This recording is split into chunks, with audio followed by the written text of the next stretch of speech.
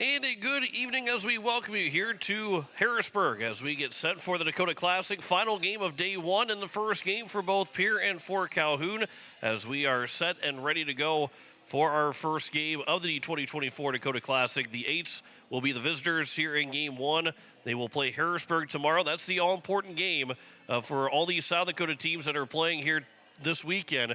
The all-important game is playing your South Dakota opponent in pool play, and for Post States, they're looking for a win here tonight, but more importantly, trying to get a win tomorrow against Harrisburg. They take on Fort Calhoun, who is coming in, also playing their first game of the day and of the tournament, as the Eights and Fort Calhoun are the only two teams that have now played. Harrisburg is 2-0 to start out the weekend. West Fargo is 1-1, and Bennington, Nebraska is 0-2. Harrisburg won 8-3 over West Fargo. Then West Fargo beat Bennington 5-2, and then Harrisburg shut out Bennington 3-0, as we are just about set for our final game of day one here at the Harrisburg Pool. Overall, we'll talk about the Dakota Classic coming up. We've got starting lineups and first pitch coming up here shortly, as we looking like we're going to get started just a little bit ahead of schedule, which is never a bad thing at all, getting ahead of that 6:30 start time. We'll step aside. We'll come back in 3 minutes and have starting lineups and first pitch for you next. You're listening to Post State Baseball on KCCR, and you're watching it on YouTube at KCCR Sports. At Shane's Pharmacy, your healthcare is important, and Shane wants to be the pharmacist to take care of you. Shane's Pharmacy will make sure your prescriptions are filled in a timely manner, they will answer your questions, and they will even deliver to your home or office. Call 223-9200. Shane's Pharmacy, the pharmacy you know and trust. The number again is 223-9200. Shane's Pharmacy in Fort Pierre, proud to support high school athletics. Sometimes you get a piece of it and the ball sails over the fence. Other times, despite your best efforts, you strike out. I'm not just talking about the game, I mean your day. This is Pastor Sam of Faith Lutheran Church. Whether today feels like a home run or a strikeout, I encourage you to join us for worship. We celebrate when God gives us a wonderful day. We provide support and encouragement when that third strike comes. Come join us for encouraging and uplifting worship at Faith Lutheran Church. Building a home. It's the biggest investment most of us make in a lifetime. Not to mention, it's a decision that you pretty much live with day and night. The quality of the workmanship stares back at you like a reflection. It also affects the value of your investment. Choosing the right contractor is critical. Kruger Contracting is that contractor. Call 222-2523. Quality workmanship and materials completed on time. Kruger Contracting. In a word, quality. Call 222-2523. Look, it's no secret that owning a vehicle can cause a lot of stress, and they get a lot of wear and tear on them through every season. Graham Tire wants you to know that you can trust them with any problem that you have with your vehicle. They have fully trained ASE certified mechanics on staff ready to handle it for you. From brakes and bearings to alignments and front ends. Let their experience work for you. Over 50 years combined means you can count on them. So if it's time for a transmission flush or even a simple oil change, the only name you need to know is Graham Tire, 421 West Sioux Avenue in Pierre. At AgTegra, we're leveraging the power of the cooperative to benefit our farmers and ranchers, their families, and local communities. We're creating jobs for your neighbors and putting money back into our communities. We're lending a hand in our rural fire departments, food banks, and 4-H and FFA programs. That's what local is all about. When you do business at AgTegra, you help us make a difference in your community. AgTegra, strong, stable, dependable, and local. As community bankers, BankWest employees are deeply committed to supporting local causes, growing the local economy, and creating local opportunities. At a time when you can bank anywhere, we hope you choose BankWest. We'll be your financial partner for the long haul, helping you and your community achieve financial success. BankWest. Convenient, connected, committed. Member FDIC. As we welcome you back, we are getting sent for first pitch between Pierre and Fort Calhoun as we are in the final game of day one at the 2024 Dakota Classic. Game one for both of these teams, as the Eights will be looking for their second win of the season. Fort Calhoun coming in at 6-9 on the year, and so that will be a tough task for Post State to start this tournament between Pierre in the Dakota Classic. Starting lineups first for Pierre Post State, the visitors. Nolan Peterson will lead things off. He is the catcher. Sunshine is batting second and playing center field. Carter Shufflebein, the third baseman, will bat third. Charlie Simpson will be the left fielder batting fourth here in game number 1. Miles Doyle, the second baseman, batting fifth. Dawson Getz will be the shortstop batting sixth. J.J. Buckholz, the first baseman, batting seventh. Grayson Hunsley, the DH, batting eighth. And Gunnar Edson, the right fielder, will bat ninth. To round out the order here for Post States, as it will be Sam Genoways that will be the starting pitcher for the Fort Calhoun, Nebraska. The Zig Drywallers is what they are called, as we are ready to go here for our first game of the tournament. Final game of day 1. Both these teams are playing for the first time, as it will be Nolan Peterson to lead things off here for Pierre Post State. It'll be Peterson batting .250 on the season coming in. He has got an RBI so far with 2 doubles. 8 extra base hits have been all from the last 3 games of the season. And it will be Genoways that has thrown 12 2/3 innings. This will be his 4th start. All appearances have been starts. He is 2-0 on the season. 7 hits allowed, 6 runs, 3 of them earned. 4 walks. He's given up 4 walks with 19 strikeouts. So the first pitch will come over for strike 1 as we're underway at 6:24. 6:24 start time, 6 minutes ahead of schedule. Here's the 0-1 pitch. That is on the outside corner at the top of the zone. The count's quickly 0-2. And for Genoways, a ERA at 1.66 and a whip at 0.86. There's a ground ball that'll be up the middle. Sliding stop by the second baseman on the backhand. His throw to first will be in time. Good play there from the second baseman in Wellwood to retire Peterson. And the leadoff man is retired to kick off the ball game. And it will bring up Sunshine. This Eights team trying to, again, after the first couple of games, that batting average was really slow out of the gates, as Sunshine will pop the first pitch up and will get out of play for strike 1. It's a 208 batting average, but was under 100 through the first 4 games or so, first 5 games before they really started to get their footing, as that one will be grounded foul over to Coach Iverson. He'll make the play, and the count's quickly 0-2.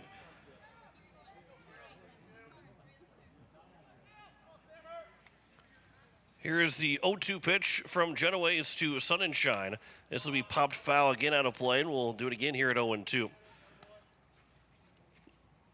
6-9 for Fort Calhoun coming into the season. Team ERA at 3.75 and a whip at 1.69 for this Fort Calhoun team. Here's the 0-2 pitch. That'll miss low and away, and the count's now 1-2. He's going opposite of Braden Hulett, who will get the starts for Post State in our first game of the tournament. Here's the 1-2 pitch. That is high and outside, and after about 6 straight strikes to start the game, back-to-back misses, and the count's 2-2. The 2-2 pitch just fouled away by Sunshine. We'll do it again here at 2 balls and 2 strikes.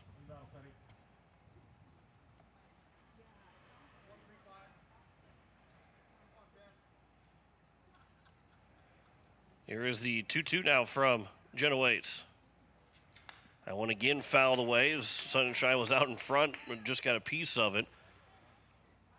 So we remain at 2 balls and 2 strikes. Looking for first inning base runner here is Post State. 2-2 pitch. This will be flown out towards left center field. Shallow coming in, going out to the shortstop, and Miranda to make the catch. And there's 2 down here in the top of the first. And we'll bring up Carter Shufflebein. JT will go around the horn defensively. It'll be Carter Christensen out left. AJ Duro's the center fielder, and Declan Ott, the right fielder. At third, it'll be JT Malarnik. At short, to Josh Miranda. Second baseman is Henry Wellwood, as the first pitch is a strike to Shufflebein. First base, it'll be Colin Bole, as the 0-1 will skip in. The count's 1-1 to Chase Premer, the catcher, and the pitcher Sam Genoways looking for a 1-2-3 first inning. Here's the 1-1 pitch. That one's fouled by Schuffelbein. The count's now 1-2. Schuffelbein, who has had just 7 plate appearances so far, he is going to be 1 for 5, about 200 batting average. Picked up a single in that doubleheader, his first game since the midway point of the spring season. Before he had a back issue, then also had his appendix taken out, and there's a ground ball to the left side. It'll be underneath the third baseman's glove and also into left field underneath the shortstop's glove. Maybe miscommunication between the two. And it'll be a 2-out base runner. And I'll bring up Charlie Simpson. Cleanup batter, number 12, Charlie Simpson. Be an air charge for Calhoun, and probably the third baseman, Malarnik, who got a piece of it. And then the shortstop and Miranda had no chance of making the play. So inning continues, and Charlie Simpson now will come to the plate. First pitch to him is over for strike one. Simpson so far 235 batting average. All of his hits have been doubles. He's 4 for 17. 2 runs driven in of the 23 for Post 8. Here's a ground ball to the left side. Sliding over to make the play, and the throw will get into right field. Schuffelbein, who slid into second, stood back up but could not get to third. You don't want to make that third out at third base anyway. And it's now, it's going to be a fielder's choice. It's hard to, while the throw got into right field, that's a hard air to take because that was a tough play and slide from Miranda, who made that looks like whether they play on turf or not. Didn't talk to the coach and ask him if they had played on turf. He slid and made the play like he knows how to play the turf. But the throw got into right field, and it allows the inning to continue. No air charge, but a fielder's choice. And Miles Doyle now will come to the plate. It's a chance to drive in the game's first run. As he's hitting 182, does have 5 runs driven in, which is tied for the team high, as he'll foul the first pitch back for strike one. Hit a 3 RBI double against Mandan last week Wednesday. And that doubleheader sweep for the Chiefs over Post 8. Here's the 0-1. Half swing, but a full swing by Doyle. He couldn't hold up on the curveball, and the count's now 0-2. And after a 2-out error and a fielder's choice, Genoways is strike away from getting out of this first inning. Here's the 0-2. That is low and away outside, and that's a good tick there from Doyle. The count goes now 1-2. Post 8 with 6 2-out RBIs. Half of those coming from Miles Doyle. Hit that 3-run double with 2 outs in that late inning against Mandan. Pickoff attempt, the throw to second, and diving back in safely is Schuffelbein. Short porch in Harrisburg, 310 down the left and right field line, 380 straightaway center. If the wind's in your favor, fly balls can get out of here. As Doyle will fly this one out towards left center field, but it's a shallow, long run. Diving forward and making the catch is the center fielder to retire the side. Duros robs an RBI from Miles Doyle. No runs, no hits, 1 error, 2 men left on base. Into the bottom of the first, no score between Pierre and Fort Calhoun. Back in a minute here on KCCR and on YouTube at KCCR Sports. Insurance. We all need it to protect our homes, health, businesses, and belongings. But having adequate coverage is just the beginning. You also need the support of professionals who stand by your side to protect what's important to you. Fisher Rounds & Associates combines the coverage you want with the commitment you need. Fisher Rounds & Associates, at your service, at your side, with offices in Pierre, Mitchell, Watertown, Sioux Falls, and Rapid City. Dakota Sprinkler and Landscaping is who you should call as we enter the fall season. They can make sure your lawn makes it through the tough South Dakota winters. They can help with the fall cleanup, winterize that sprinkler system so that it can be ready to go in the spring. And once the snow starts to fly, they can help with that too. Dakota Sprinkler and Landscaping, helping customers year-round. Call Dakota Sprinkler and Landscaping, 280-4440. As we welcome you back, we are here at the bottom of the first.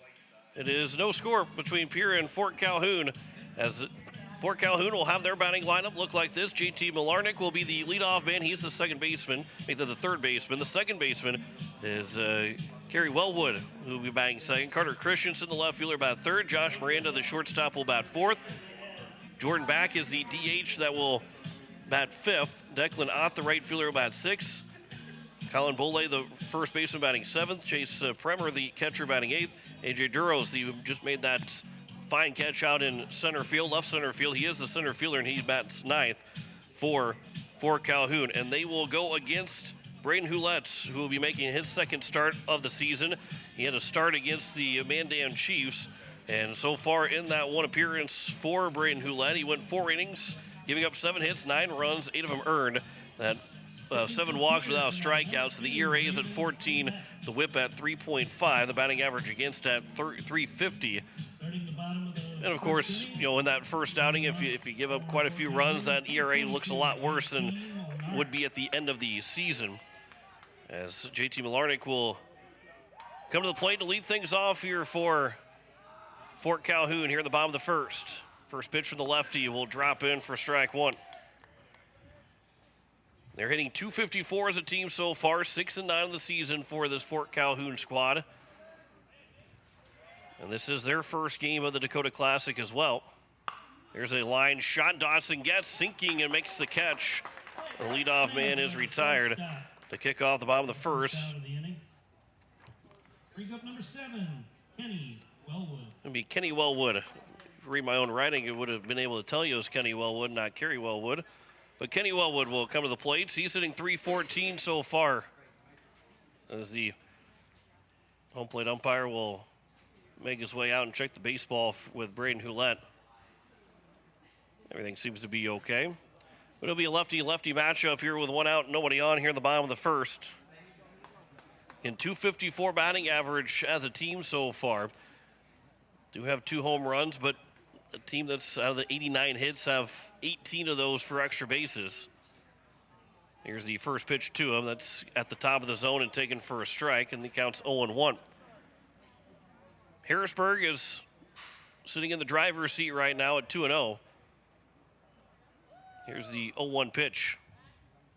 That one will bounce in. The count's now 1-1. But if Pierre would win this game, you're really looking at Harrisburg and Pierre at the first game tomorrow really being that potential bracket championship game, as the count's 1-1. Pitch will be upstairs, and the count's now 2-1. I say that just because if Pierre then would turn around and win against Harrisburg and then win their next game immediately after that against West Fargo, they would clinch the pool right then and there if they win this game here, as it counts 3-1, because they'd be 3-0. Everybody else would have 2 losses except for Harrisburg, and they'd have the tiebreaker.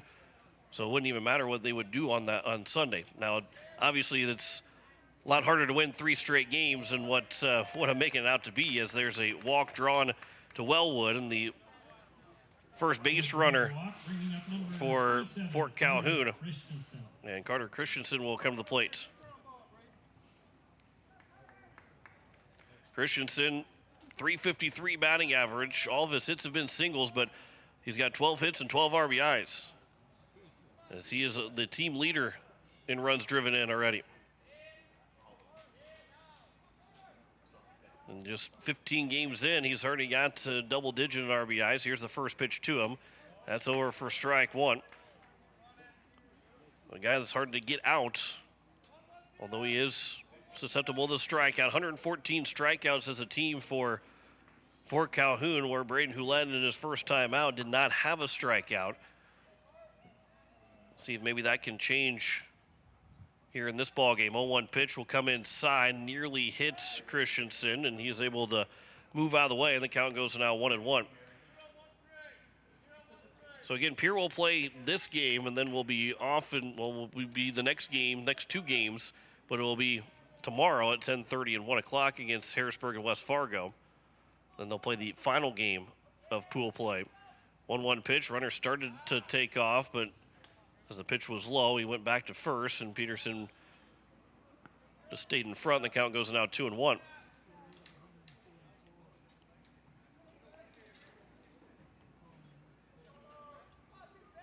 We have West Fargo, Bennington, Nebraska. Runner takes off, the 2-1 pitch. That's taken for a strike. The throw to second will not be in time. And a stolen base, but a 2-2 counts. As Hulett will be looking for his first strikeout of the ball game. Would be the first strikeout of the season for him. Josh Miranda, the shortstop, the cleanup man, is on deck. 2-2 pitch. That will be well outside. The count goes to now 3-2. In Harrisburg won their first game of the day, 8-3 over West Fargo, who then turned around and beat Bennington 5-2. Then Harrisburg shut out Bennington 3-0. Here's the 3-2 pitch. It'll miss low for ball four. Back-to-back walks has made it first and second with one away. Ground ball gets you out of the inning, but it'll be Josh Miranda, the lefty, that will come to the plate and a chance to give Fort Calhoun an early lead. In 10:30-1 tomorrow, Harrisburg will be the Pierre's first opponent, and then West Fargo.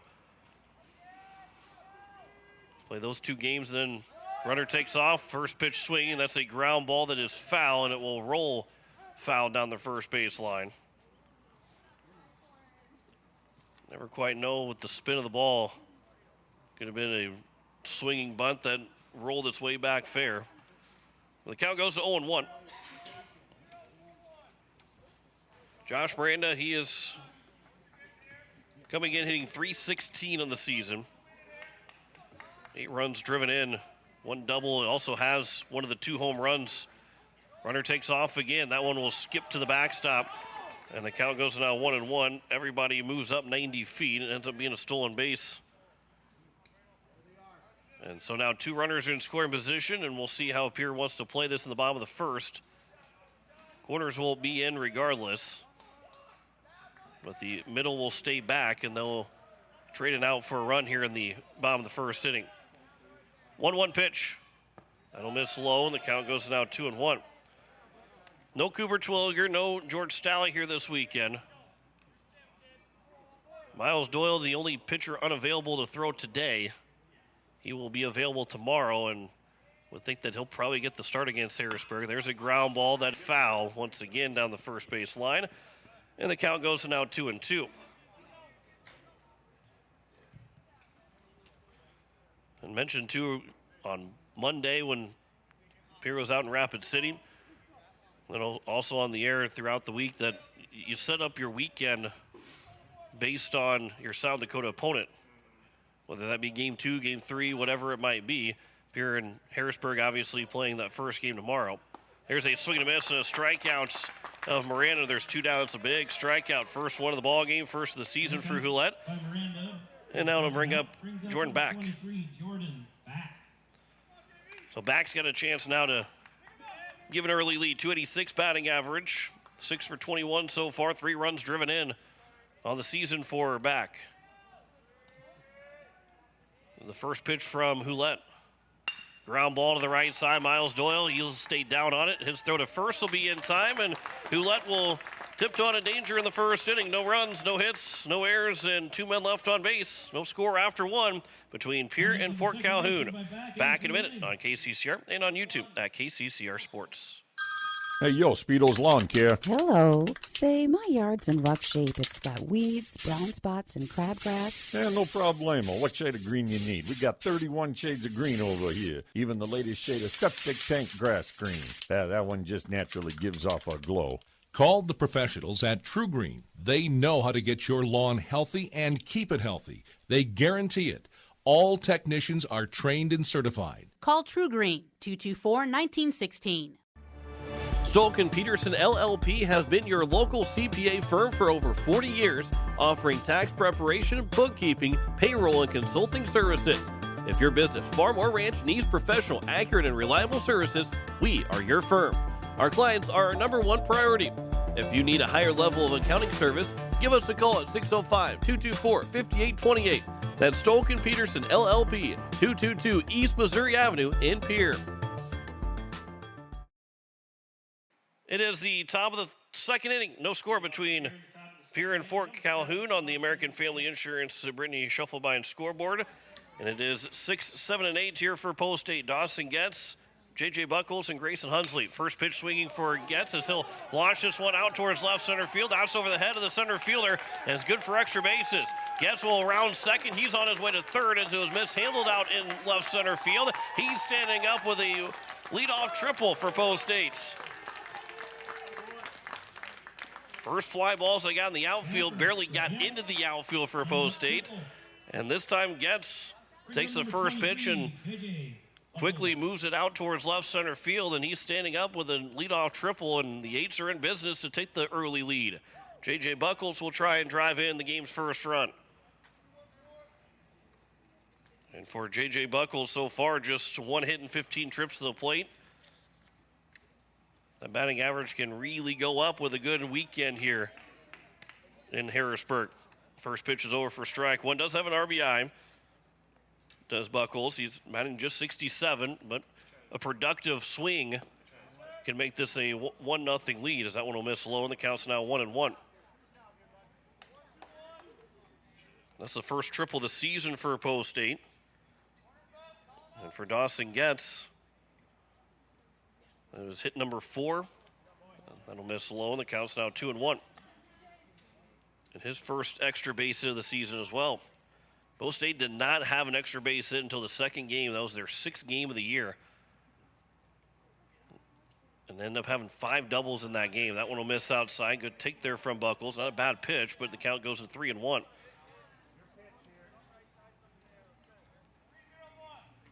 They've kind of put that early first 5 games of lack of runs and hits kind of behind them. 3-1 pitch is foul back. Good cut there by Buckles, but he'll foul back to the netting, and the count goes now 3-2. Once they got those early runs against Mandan in game 2 of that doubleheader last Wednesday, really felt like everybody's shoulders kind of perked up a little bit because there's a lot of weight that came off a lot of people's shoulders. 3-2 pitch. There's a line shot. That's down for a base hit, and Post State will strike first here tonight. 1-0 lead in the second hit of the season for J.J. Buckles. Second RBI for Buckles. It's a 1-0 lead here for Post State in the top of the second. Single for Buckles makes the score 1-0. We'll bring up Grayson Hunsley. Number 5, the DH, Grayson Hunsley. Going into that game against Mandan in that second game, Grayson Hunsley had the only RBI of the season. In 5 games, they had just one RBI in total. Hunsley will show bunt. He'll drop it down right back to the pitcher. Genoways will fire to first. Hunsley will get the sacrifice, 1-3. And there's one down here in the top of the second. And that runner will move into scoring position at second base. 1 out in the inning. Number 17 is now up. It'll be Gunnar Edson to the plate. Edson's 1 for 3 with 2 runs scored so far. Base hit can give him his first RBI. Early at-bats of his Post State Senior Legion career. First pitch, that'll hit him right in the back. And so Edson will be on, and we'll go back to the top of the order. So Post State with 3 of their first 4 men to reach base, and the only out recorded has been a productive one with a sacrifice bunt. And we'll bring up now Nolan Peterson. So Peterson, who grounded out to the second baseman in Wellwood to lead off the ball game, already has a chance to get his first hit here in the top of the second with 1 out and a chance to make it a 2-0 lead. First pitch, he'll swing at that and fly it out towards the shallow center field. Moving in as the center fielder, and Duros make the catch, and having to retreat quickly is Buckles back at second. And there's now 2 down. And here is Sutton Sunshine. He's also got the tie for the team lead in RBI with 5 so far. And he can overtake that team RBI lead away from Miles Doyle with a base hit.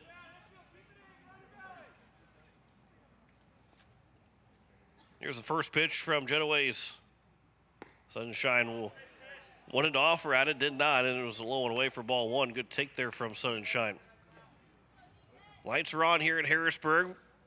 Hoping that maybe the weather stays away. Obviously, it is a partial infield turf.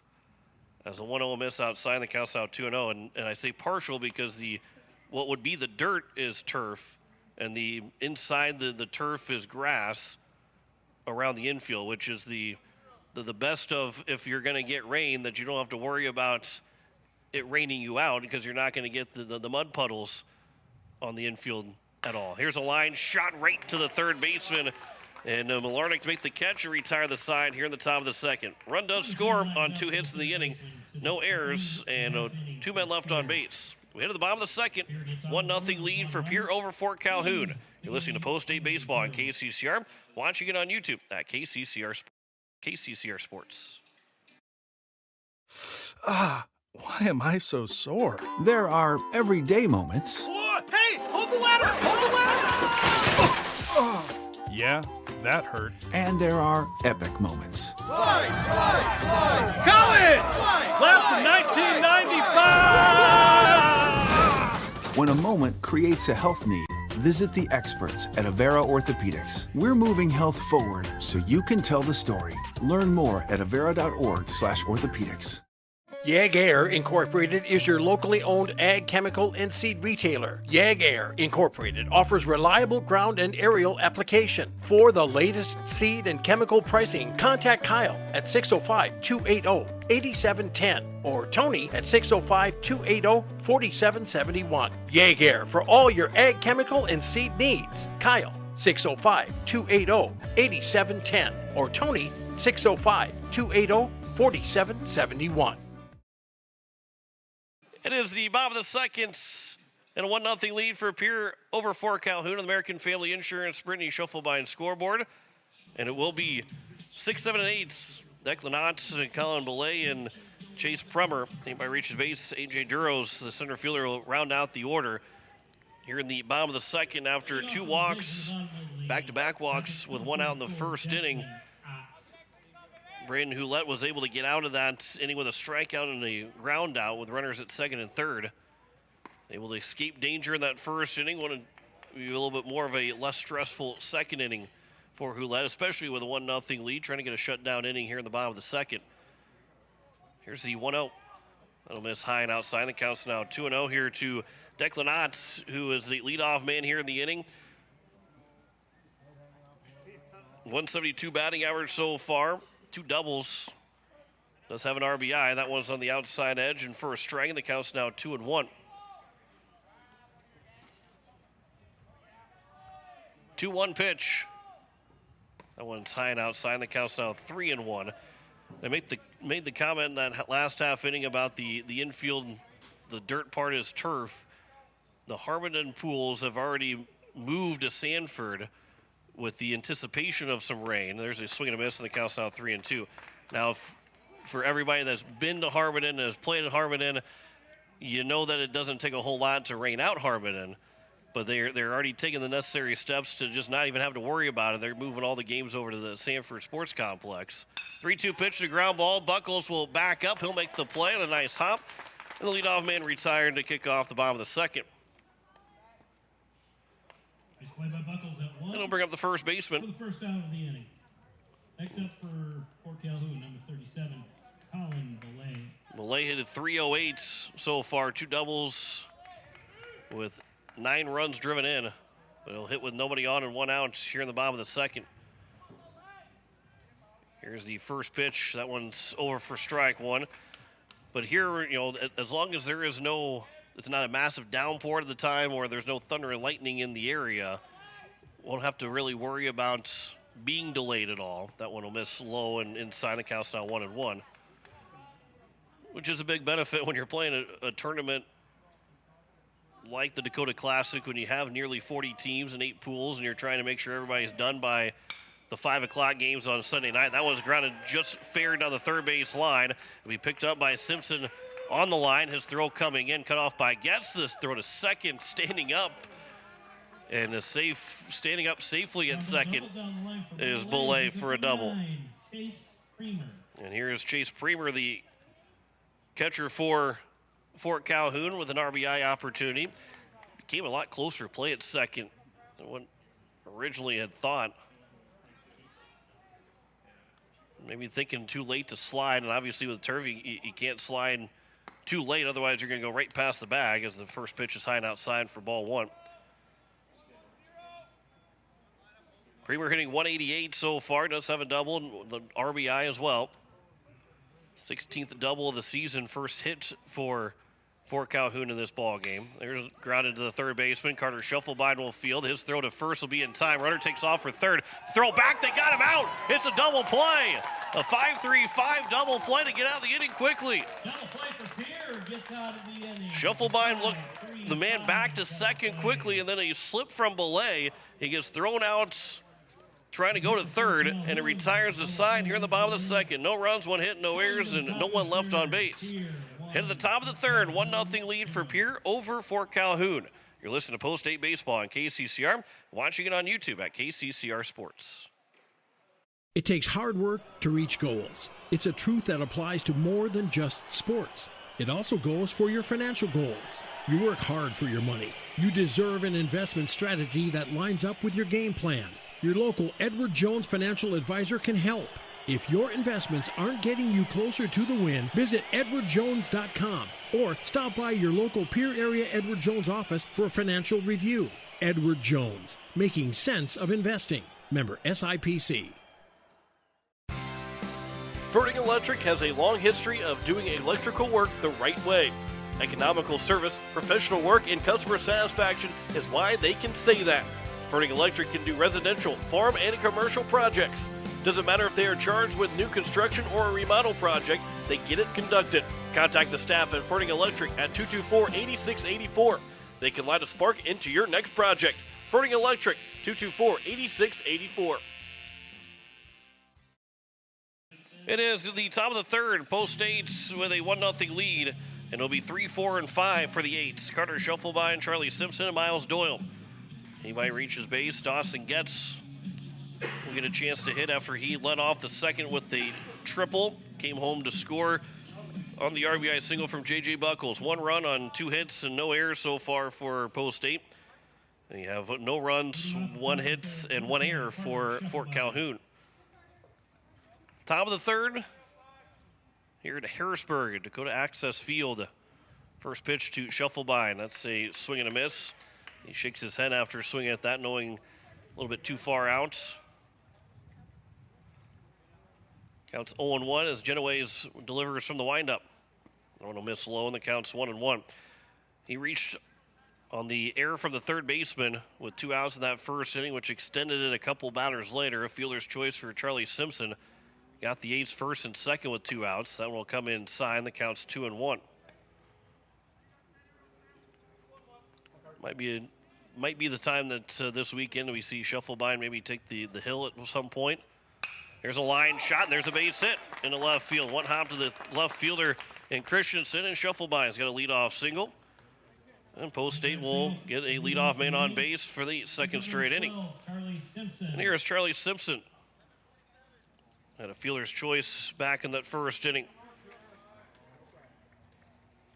Simpson so far, we talk about guys that will get a chance to pitch. He's thrown 2 innings in 2 relief appearances so far. Would expect that he would probably throw at some point. Pickoff attempt. They got Shufflebind leading, and he's thrown out at first. And picked off for the first out here in the top of the third. That's a tough one. First out. He picked off at first base. He was looking to maybe go. And that's first movement was not the movement home. It was going over to first, and Shufflebind took that first step towards second. By the time he dove back to first, not in time to get back in safely. So the first out, and there's nobody on now here for Simpson. That first pitch will miss inside for ball 1. Pierre takes on Aberdeen on Wednesday. So you have to be somewhat careful as that one will hit Charlie Simpson. I wouldn't say somewhat careful, but if you're planning your Wednesday pitchers, anybody that throws tomorrow will have to stay under that 81 pitch count to try and be available for Wednesday. When the guy at the plate, Miles Doyle, he just basing off of what we've seen through the first 8 games of the season, Miles Doyle will probably be a guy that you want to start against Aberdeen, as I want to miss low and away for ball 1, but he's also the guy that you're probably going to start tomorrow against Harrisburg.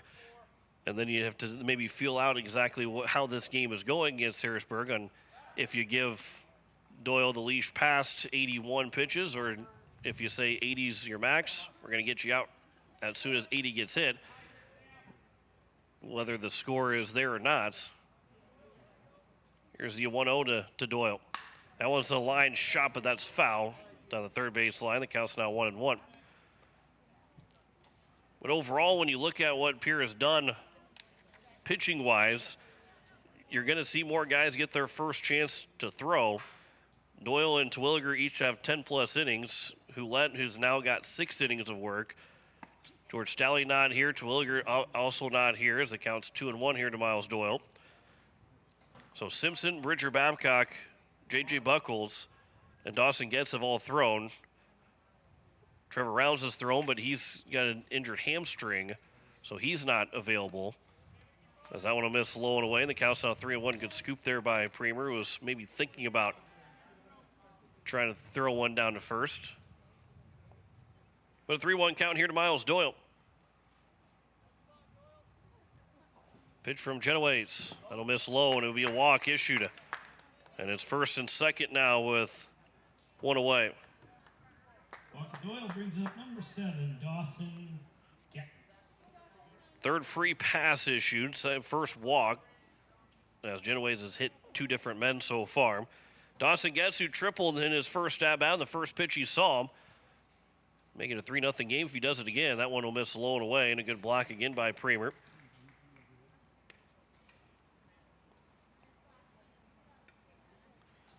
Always that first game of a tournament, you know, obviously the goal of every tournament is to go and win it.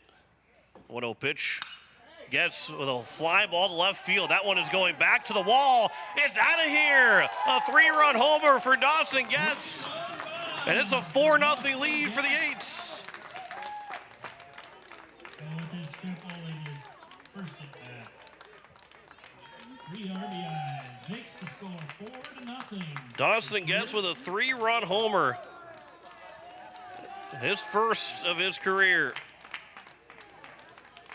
And the Eights lead at 4-0 over Fort Calhoun with 1 out in the top of the third. Blake D and I, we made the joke a couple of weeks ago when a guy was 2 for 2 in the first 2 innings with a single and a double to put him on the cycle watch. But with Getz now being 2 for 2 with a home run and triple, you put him on the cycle watch. As the first pitch is over for strike 1 to J.J. Buckles, who will hit with nobody on and 1 out. He's 1 for 1 with a single. It's a big cut, but a swing and a miss. And the count's now 0-2.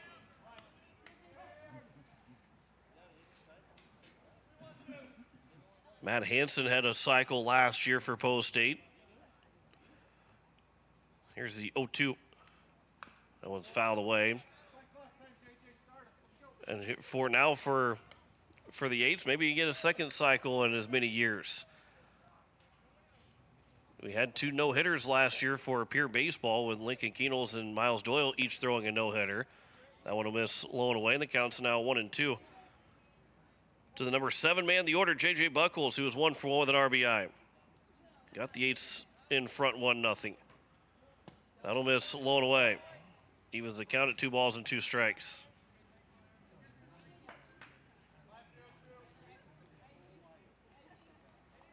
The 2-2. That'll miss low. That is now a 3-2 count. Buckles was making his way down to first, but it is just ball 3. Bringing up number 5, Grayson Hunsley.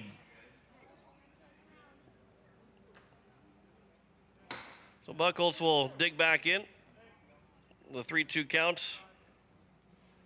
Looking to see if maybe draw that second walk. Made his way down to the started to make his way down the first base line. That one is going to be missing low for ball 4. I think they're going to check, and he did not go.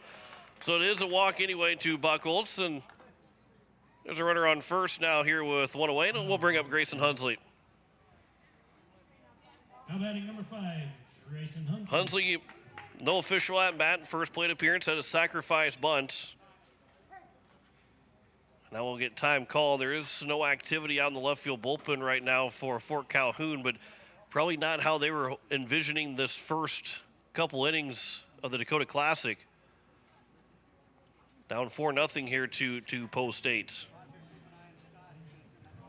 And I was going to make the point, too. It's you come in trying to win tournaments, but what really helps set you up for a tournament is getting a good starting outing and a good pitching performance in Game 1. It kind of relieves a lot of pressure from the manager, but also from everybody else, knowing that you have one less game to worry about and only have used one pitcher, maybe two, that would still be available later on the weekend. So for Fort Calhoun, that mound visit is kind of one to settle down because you need Genoways to go deep in this game. You need him to settle in and be able to find a way to get several innings in. So now here's Grayson Hudsley. First pitch to him. He'll swing and fly that one out towards left field. That one's going back out to the wall. That's going to one-hop off the wall. Buckles around second. He's on his way to third. Hudsley will stand up at second. He's got a one-out double. And Post State's got 3 extra base hits here in the first 3 innings. And second and third now here with one away. And it's Gunnar Edson who was hit by a pitch. The only pitch that he saw in his first plate appearance. Be the 7th man to come to the plate here for Post State in the top of the 3rd. And they are threatening with 2 guys on. First pitch, that'll be right down the middle for strike 1. And again, if you're Fort Calhoun, where you're hoping to maybe go to another guy in the 6th or 7th inning, not so much in the 3rd or 4th. There's a ground ball that'll be fielded by the 3rd baseman, who will pump fake a couple times and still end up throwing out Edson, as Buckles was trying to see if he can cause a misplay. But Edson will ground out to the 3rd baseman, Malarnik, and it'll be 2 away. Then he'll bring up Nolan Peterson. So the 8th man to come to the plate. He's 0 for 2 so far, but a chance to extend this lead out to 6. And then also with a 6-run lead, and want to talk about then the run rules. It's 12 after 4 and 8 after 5, not the usual 10 after 5. So Post State would be a lot closer to a potential run rule win if these 2 runs come in to score. The fact that you only have to be up by 8 after 5 innings instead of the usual 10, and obviously a 12-run rule, that's still ways to go for Post State to be thinking about that, as Peterson will sky this out towards right field. Ott is over there. Here, he's camped under it. He'll make the catch and retire the side here in the top of the 3rd, but a 3-run home run for Dawson Getz. Scores all 3 of those runs on 2 hits in the inning. Make that 3 hits in the inning. No errors and 2 men left on base. So we head to the bottom of the 3rd. It is a 4-0 lead for Pierre over Fort Calhoun. Back in a minute on KCCR and on YouTube at KCCR Sports. With any dream, the wind won't always be at your back, the sun won't always be shining, and some rain is going to fall. American Family Insurance is like a good solid roof that you can trust to protect your biggest dreams. With plans that could save you up to 23% when you bundle your home and auto. Also, you can continue to dream fearlessly, no matter what comes your way. American Family Insurance. Visit mfam.com to learn how discounts may apply to you. American Family Mutual Insurance Company assigned its operating company, 6000 American Parkway, Madison, Wisconsin. Contact the Brittany Shufflebind Agency, LLC, 224-6627. Score big on your next vehicle purchase with Lamb Motor Company in Oneida and Gettysburg, Lamb Chevrolet and Implement in Oneida, and Lamb Auto Sales in Pierre. Check out their large selection of new and pre-owned cars, trucks, and SUVs at any one of their locations, or go online to lambmotor.com. That's LAMBMOTOR.com. Or give them a call today at 800-952-2222. Lamb Motor Company of Oneida and Gettysburg, Lamb Chevrolet and Implement in Oneida, and Lamb Auto Sales in Pierre. Bottom of the 3rd, it is a 4-0 lead. American Family Insurance Brittany Shufflebind scoreboard for Post State. It'll be 9-1-2. A.J. Duros, J.T. Malarnik, and Kenny Wellwood, the first 3 hitters. A 3-run home run by Dawson Getz. A big fly for Getz, his first of the year and first of his Senior Legion career. It's a big home run and another big shutdown inning chance here for Post State, leading 4-0 here in the bottom of the 3rd inning.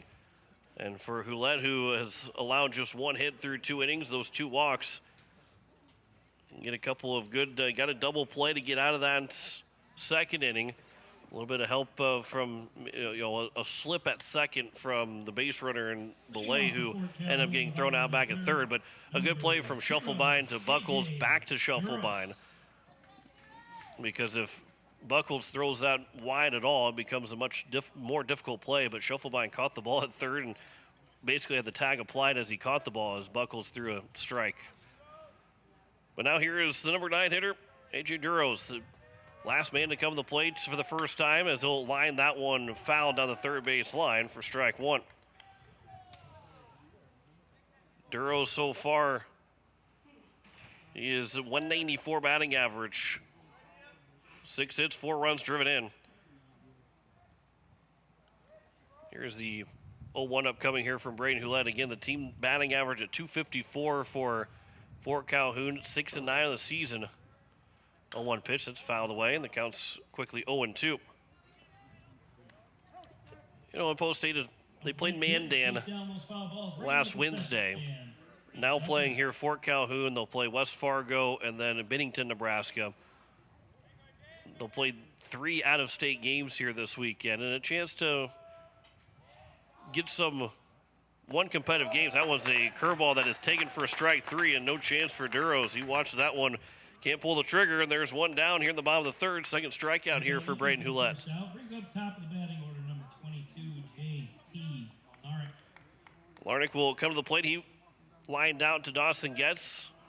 Lead off the bottom of the first inning. As Hulett will deliver the first pitch. Showing bunt, drops it down the third base line, but it will be foul. Schuffelbein raced in, but bounced on the turf near the line and bounced foul, and the count's 0-1.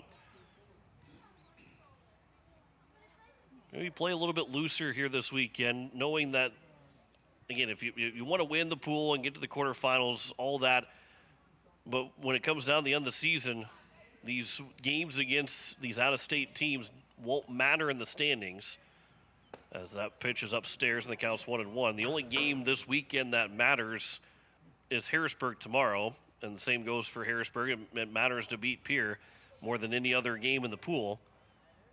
Here's the 1-1 pitch. That one's outside, the count's now 2-1. But it just gives you a chance to maybe be a little bit more relaxed at the plate, a little bit chance to be a little bit freer when you come to the plate or in the field. The 2-1 pitch, that one's over for a strike. The count's now 2-2, and guys get a chance to maybe play somewhere different, see a different spot in the lineup, and take advantage of every opportunity when it comes to these out-of-state games. Here's the 2-2 pitch. That one's grounded foul to the third base dugout. And it remains at 2-2 here to the leadoff man in the batting order, with nobody on and one out here in the bottom of the third.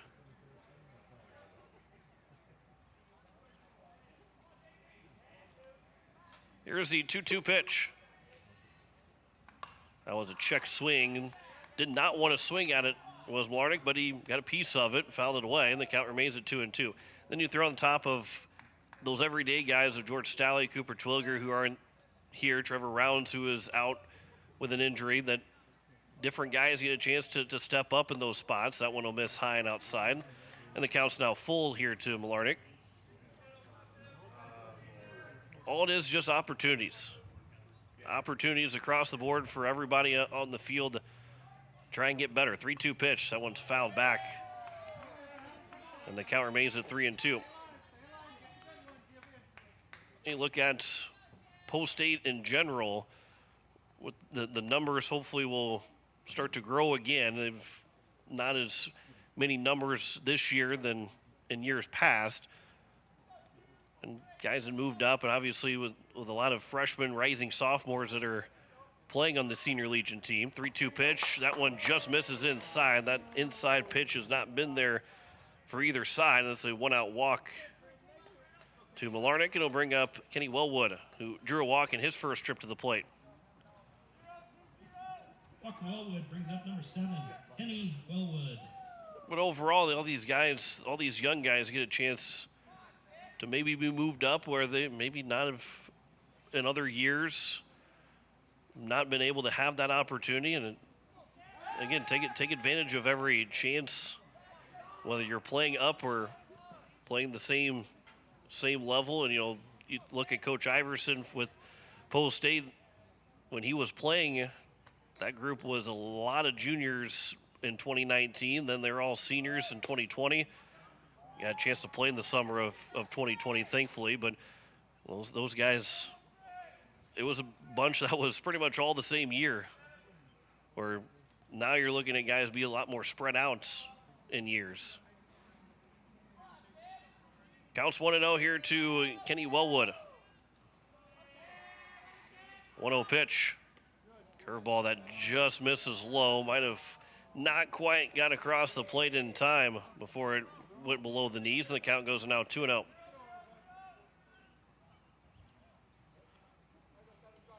Ground ball can get you out of the inning. All right, one double play turn by Post State. 2-0 pitch. That one catches the outside corner. The count's now 2-1. It's a really good spot there by Hulett. They're all low and away. In the outside corner, it's a hard pitch to hit. 2-1 pitch. Instead, check over, and standing back over safely at first is Malarnick.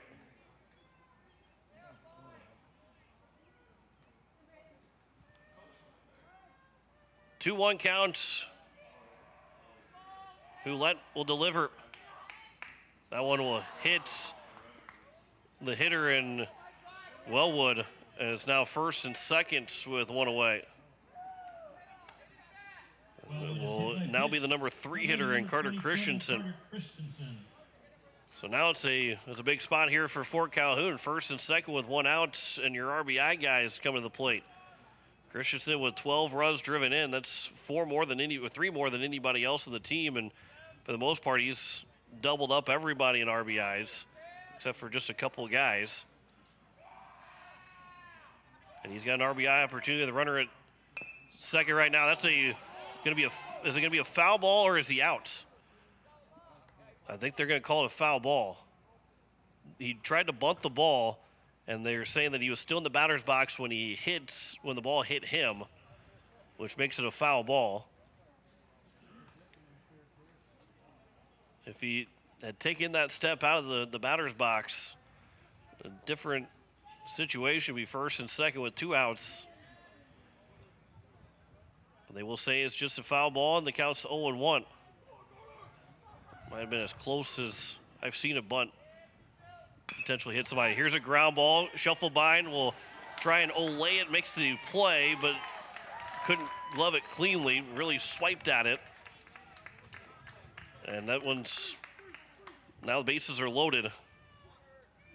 See if it's a hit or. Christensen reached on the tough play. Bring up the cleanup batter, number 14, Josh Miranda.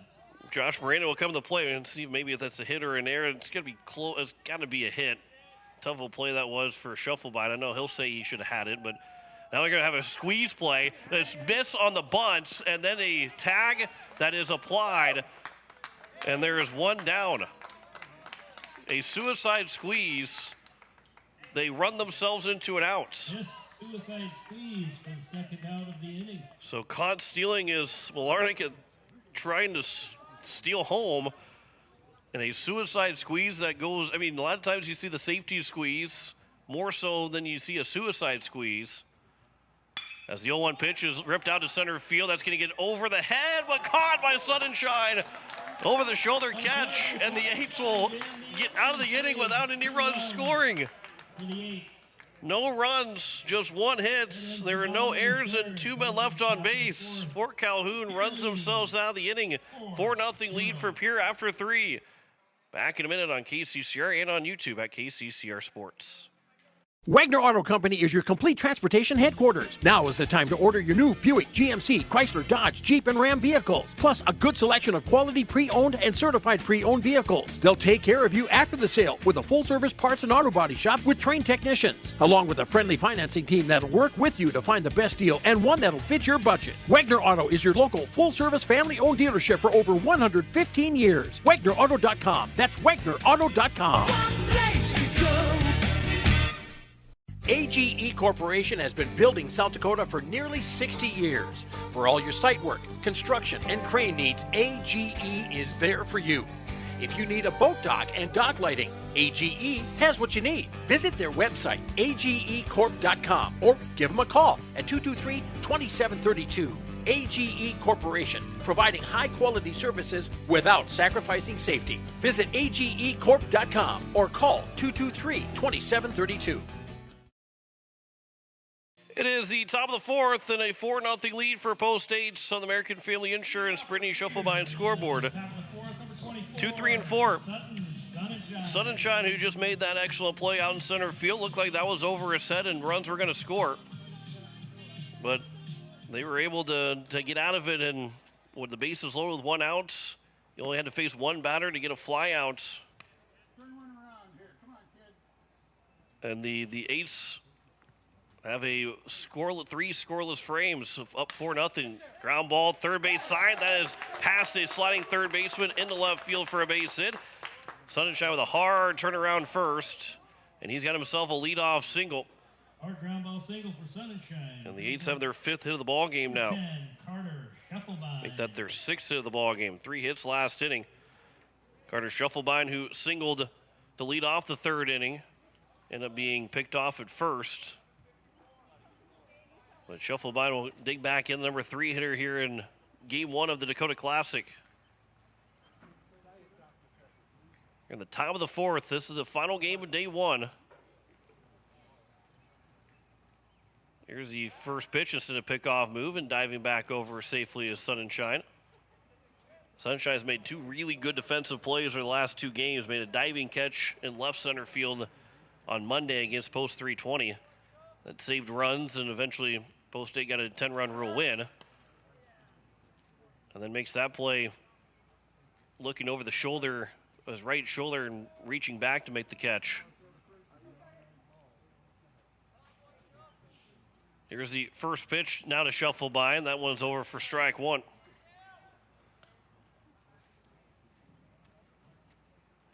Schuffelbein 1 for 2, reached on air in the first, singled in the 3rd.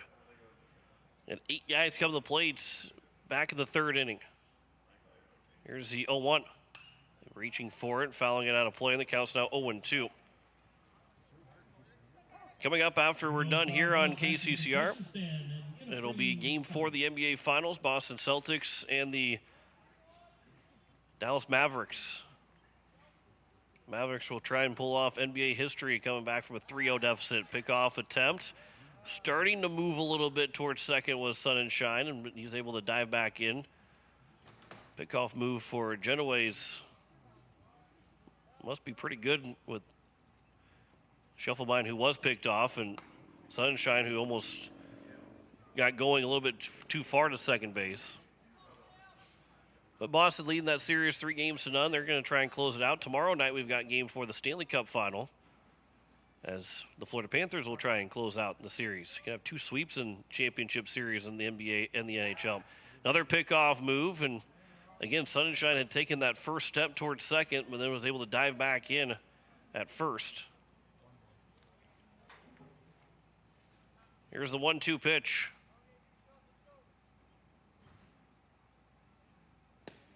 Schuffelbein will swing and miss.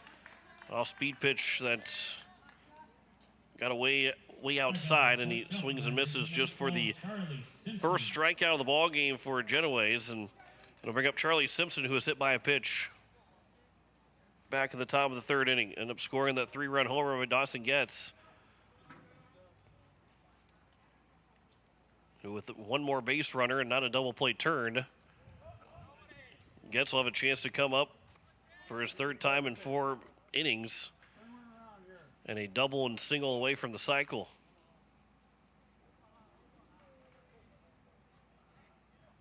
Here's the 1-0 to Simpson. Swing and foul tip into the mitt for a strike, and the count's 1-1.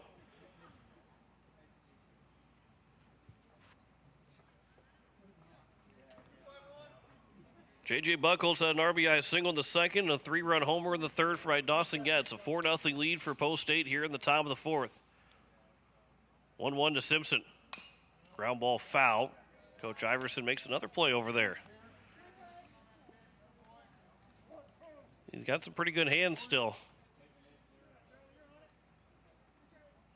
Plays amateur baseball on the weekends for Four Corners. Or I guess during the summer, still playing amateur baseball for Four Corners. 1-2 pitch. Sunshine takes off. That one will miss low and way outside. He will belly flop his way into second without a throw. And the count's now 2-2. And a stolen base for Sunshine.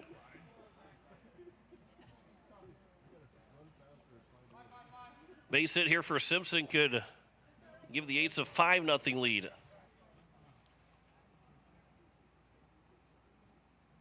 2-2 from Genoese. Instead of pickoff move, they got Sunshine. He was leaning towards third, but he was able to dive back in safely using the outside of that bag, or the center field side of the bag, to get back in before the tag was applied.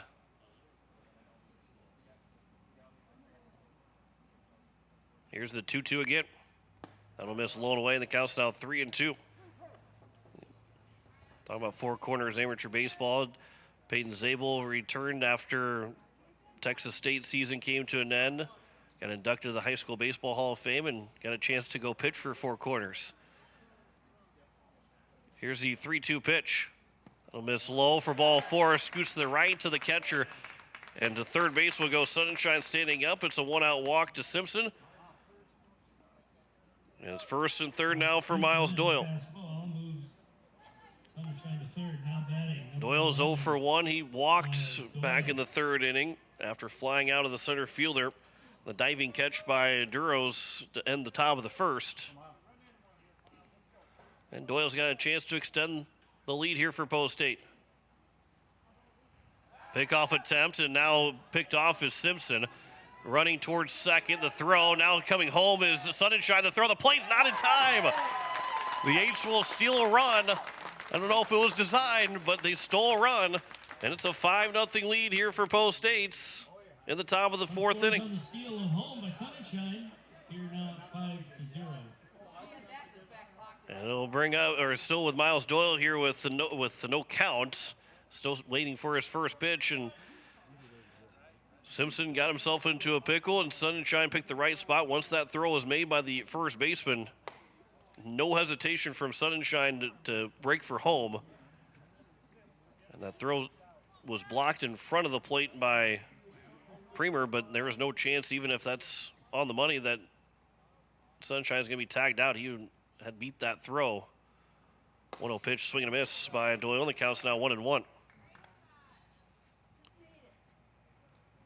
Still a runner in score position for Miles Doyle.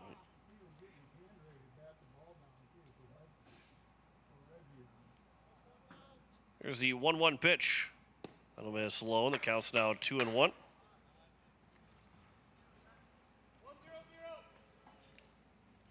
On deck, Dawson Getz. Be looking for his third hit in as many trips. The 2-1. That one's right down the middle for a strike. The count's now 2-2. A little off speed there that maybe Doyle wasn't ready for. 2-2 count here to Miles Doyle. Genoese will be looking for his second strikeout of the inning, second of the ball game as well. Here's the 2-2. Instead of pickoff move, and Simpson will dive back in safely at second. The first time really that Genoese has picked off, tried to make a pickoff move, and the first move was back to a base for Post State. 2-2 pitch. That's outside, and the count's now full at 3-2. There is activity on the left field bullpen for Fort Calhoun. First man to get loose. Probably not really was hoping to have that first guy get loose in the fourth inning. 3-2.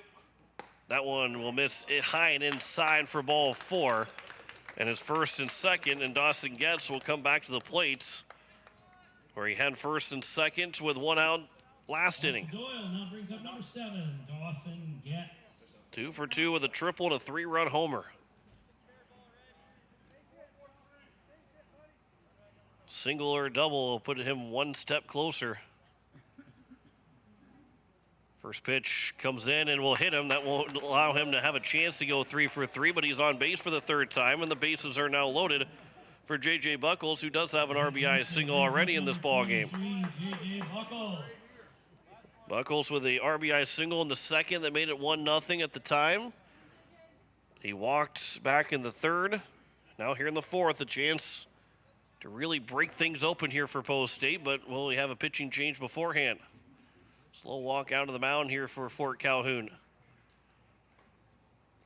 A single by Sunshine Star of the inning. He stole second, got to third on a pass ball, and then was able to steal home with Charlie Simpson picked off and made the right move at the right time to take home. But a walk to Simpson, a walk to Doyle, and a hit by pitch of Getz has loaded the bases here with one out in the top of the fourth inning.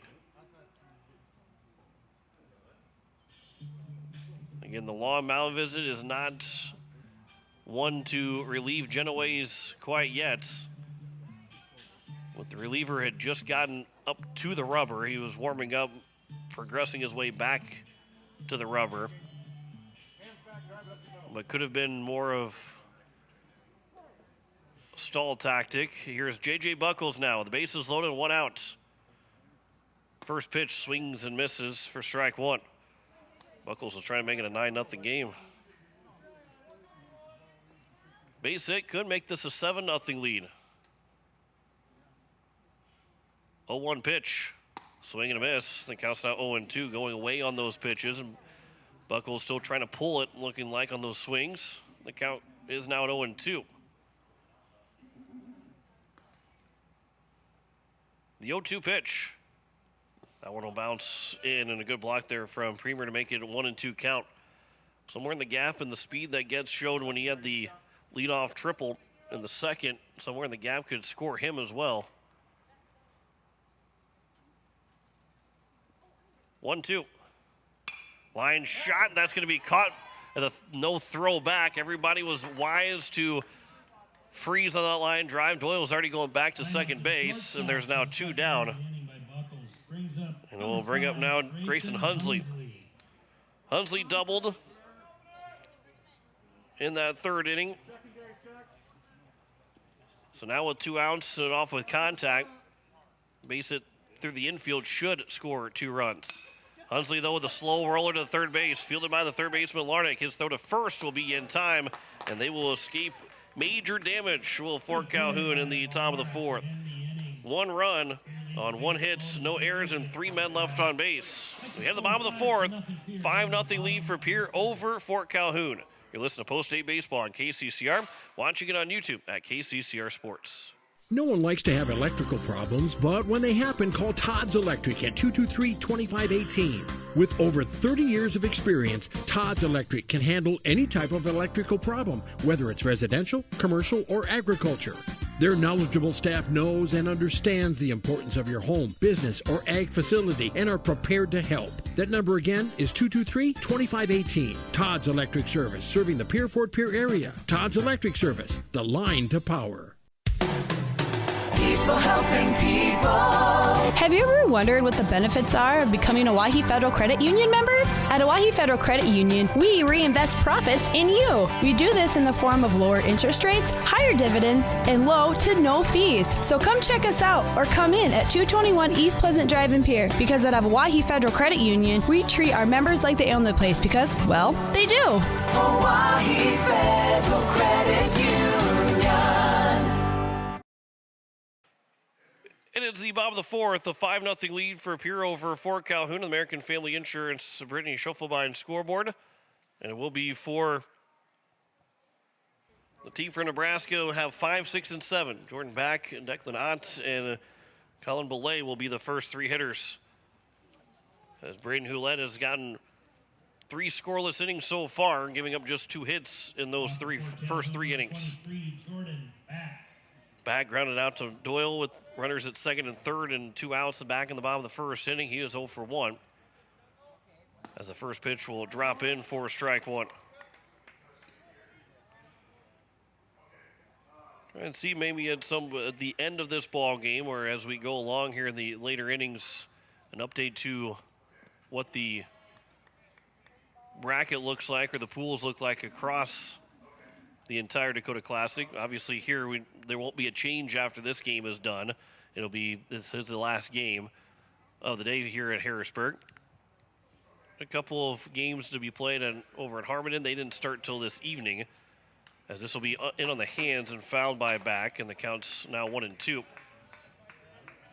They had just 4 teams in those 2 pools, so it's eliminated a couple games, which then started the day on today. You know, games 3 and 4 would be games 3 and 4 time slots. Here's the 1-2 pitch. Reaching for it, going down for it, and lifting out to left field. Underneath is Charlie Simpson. They'll make the play. The leadoff man retired here to kick off the bottom of the 4th. And we'll bring up now Declan Otts. Got out to the first baseman and J.J. Buckles in his first at-bat. Again, Pierre will play Harrisburg tomorrow at 10:30, followed by West Fargo at 1 o'clock. And then at 1 o'clock on Sunday against Bennington, Nebraska. That one's lined back up the middle, gets behind the bag at second, will make the play. His throw to first is way high, and it will go out of play. And it'll end up being an air charge to Getz, which the runner gets to second on the overthrow, and a runner on at second with 1 out here in the bottom of the 4th inning. That brings up Colin Belay. Single and an error on that play. Now batting number 37, Colin Belay. Be the 3rd hit as well, the first error for Post State. Giving a single to Ott, then advancing to second on the throwing error. And Belay now, who doubled back in the second, will be hit by the pitch on the first one that he sees, and is now first and second with 1 away. And for Calhoun trying to mount something here in the bottom of the 4th inning. Chase Premer, the catcher, 0 for 1. Grounded into the star of the double play. It was a 5-3-5 double play. See, maybe he can ground into another one here. First pitch will miss low and inside for ball 1. Odds on at second, Belay at first. Here's the 1-0. That one's at the knees for a strike, and the count's now 1-1.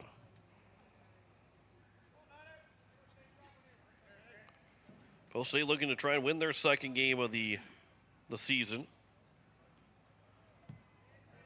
Leading 5-0 right now here in the bottom of the 4th. There was a slow roller.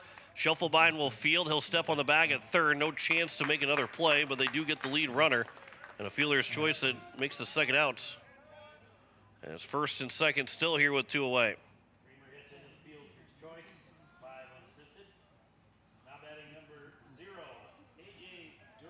A.J. Duros to the plate. 59 pitches right now for Braden Houlette. Trying to get through 4 and just right around that 60-pitch mark.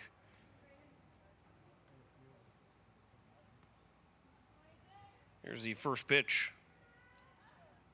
That was a fly ball to left center field. Long run for everybody. Simpson will dive and can't make the catch. 1 run will come in to score. Sunshine will pick it up. They'll hold the runner at third. It's an RBI double for A.J. Duros, and Fort Calhoun is on the board here with 2 outs in the bottom of the 4th.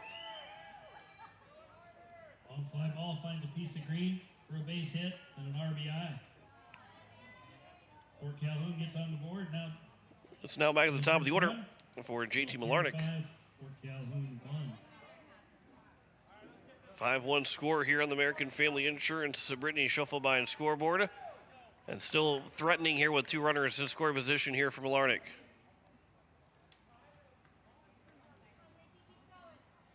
He is 0 for 1, lined down to the short, walked in the 3rd. Base hit can make this a 2-run ball game. Good first pitch there from Houlette, but doesn't get the call as that misses low for ball 1. Number 22, J.T. Molnarek. 4th hit of the ball game for Fort Calhoun. 1-0 pitch is upstairs, and the count's now 2-0.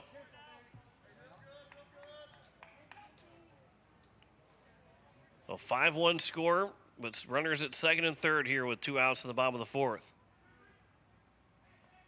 Here's the 2-0. That one missing just inside. Again, the Throw up here looks good on the inside edge, but it has not been called a strike consistently. Has been a ball, and what you ask for from a home plate umpire is be consistent, and that's what he's been so far. 3-0 pitch, taken all the way, over for a strike. The count's now 3-1.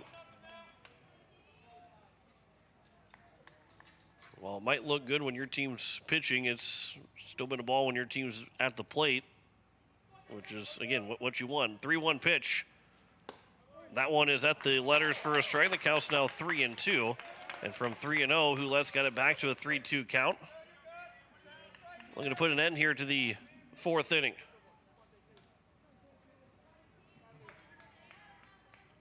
Houlette from the windup. Here is the 3-2 pitch.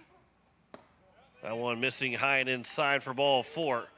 And it will be, now the base is loaded for Kenny Wellwood, who has walked and been hit by a pitch in his 2 trips to the plate. That brings up number 7, Kenny Wellwood. So Wellwood, he represents the tying run quickly here for Fort Calhoun. The base is loaded, 2 outs, a 5-1 game in the bottom of the 4th. Houlette from the windup delivers the first pitch. A curveball that's over for a strike, and good first pitch to maybe throw off the timing of Wellwood a little bit. He might have been trying to sit on a first pitch fastball.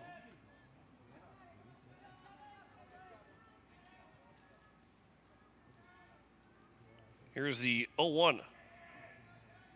That'll miss low, and the count's now 1-1. Wellwood's kind of got the Tony Batista type batting stance. Not as much of a batting stance, but he almost, before the pitch starts to come in, is almost standing looking at the pitcher with the shoulder squared to him.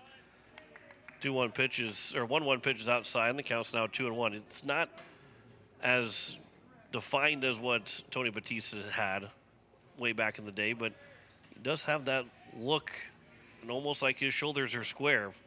2-1 pitch. That'll miss low and away, and the count's now 3-1.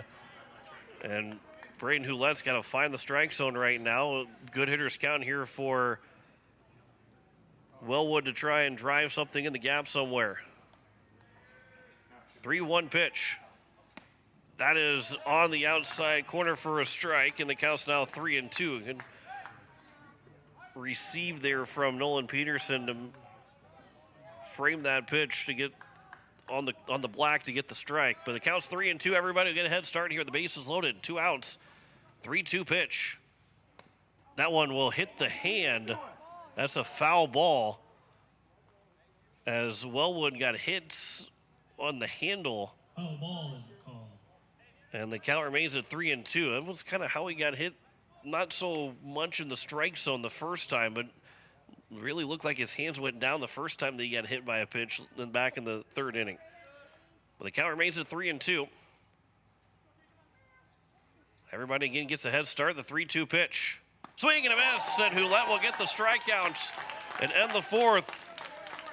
1 run scores on 2 hits in the inning. There's 1 error and 3 men left on base. We head to the top of the 5th. 5-1 lead for Pierre over Fort Calhoun. You're listening to Post-State Baseball on KCCR. Watching it on YouTube at KCCR Sports. Comtech, your local technology solutions provider, is now located on the truck bypass. With great brands like Bose, Sonos, LG, Samsung, Lenovo, and so much more.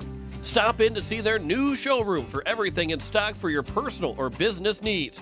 Comtech provides professional installation and service after the sale. Comtech is your local technology store, located now on the truck bypass, or visit us on the web at comtechplus.com. Beck Motor Company, your local Chevrolet dealer in Pierre, would like to thank all our customers for their business. This year, we are celebrating an amazing 55 years in business. We appreciate each and every one of you. Our family-owned and operated Chevrolet dealership is dedicated to providing our customers with top-notch service in every department. We offer a vast inventory of new, used, and certified pre-owned Chevrolet and Cadillac vehicles. Our staff is committed to helping you find the perfect vehicle that you will love for years to come. Check out our inventory at www.beck-motors.com. Beck Motor Company, Pierre. It is the top of the 5th and a 5-1 lead for Post States over Fort Calhoun. The American Family Insurance Brittany Schuffelbein scoreboard. 9-1-2 for the 8s. Gunnar Edson, Nolan Peterson, Sutton Sun and Shine. as we play here in the top of the 5th. First pitch will miss low for ball 1. More activity will make their way down to the left field bullpen for Fort Calhoun. That'll be fouled back, and the count's now 1-1. Could be the same guy that was warming up last inning. Might be that same guy that was warming up last inning. 1-1 pitch will miss low, and the count's now 2-1. Trying to get some more insurance runs here for the Eights. That one will miss low and inside. The count's now 3-1. Gunnar Edson is 0 for 1, hit by a pitch in the second. Ground out to the third baseman in the third. That'll be taken for a strike on the 3-1 pitch. And the count goes full now here at 3-2.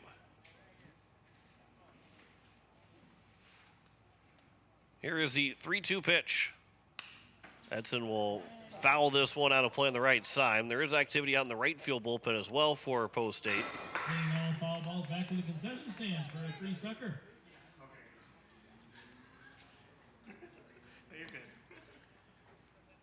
Trying to see who that, if it's Charlie Simpson that might be warming up out in left field, or right field, excuse me. Edson can't hold his swing back as he would climb the ladder and will strike out for the first out here in the top of the 5th. Strikeout by Edson for the first out. And we'll bring up now Nolan Peterson, the top of the order. Peterson. Peterson is 0 for 3. Ground out, then 2 flyouts to center and right.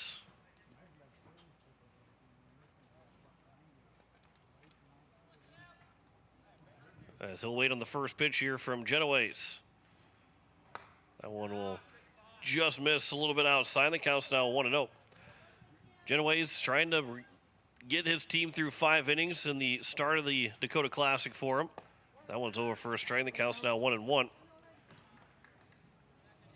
Can help set up the rest of the tournament if he can get through this 5th inning, at least through this 5th inning. Here's the 1-1 pitch. Swing and a miss, and the count's now 1-2.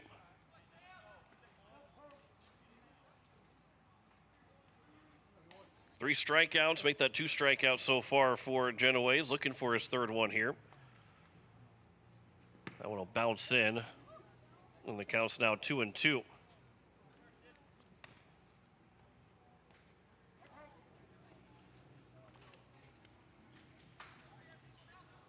Here at the top of the 5th. No on 1 out here in the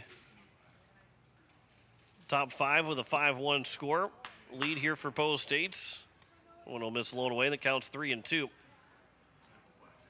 Buckles with an RBI single in the second. A 3-run homer by Dawson Getz.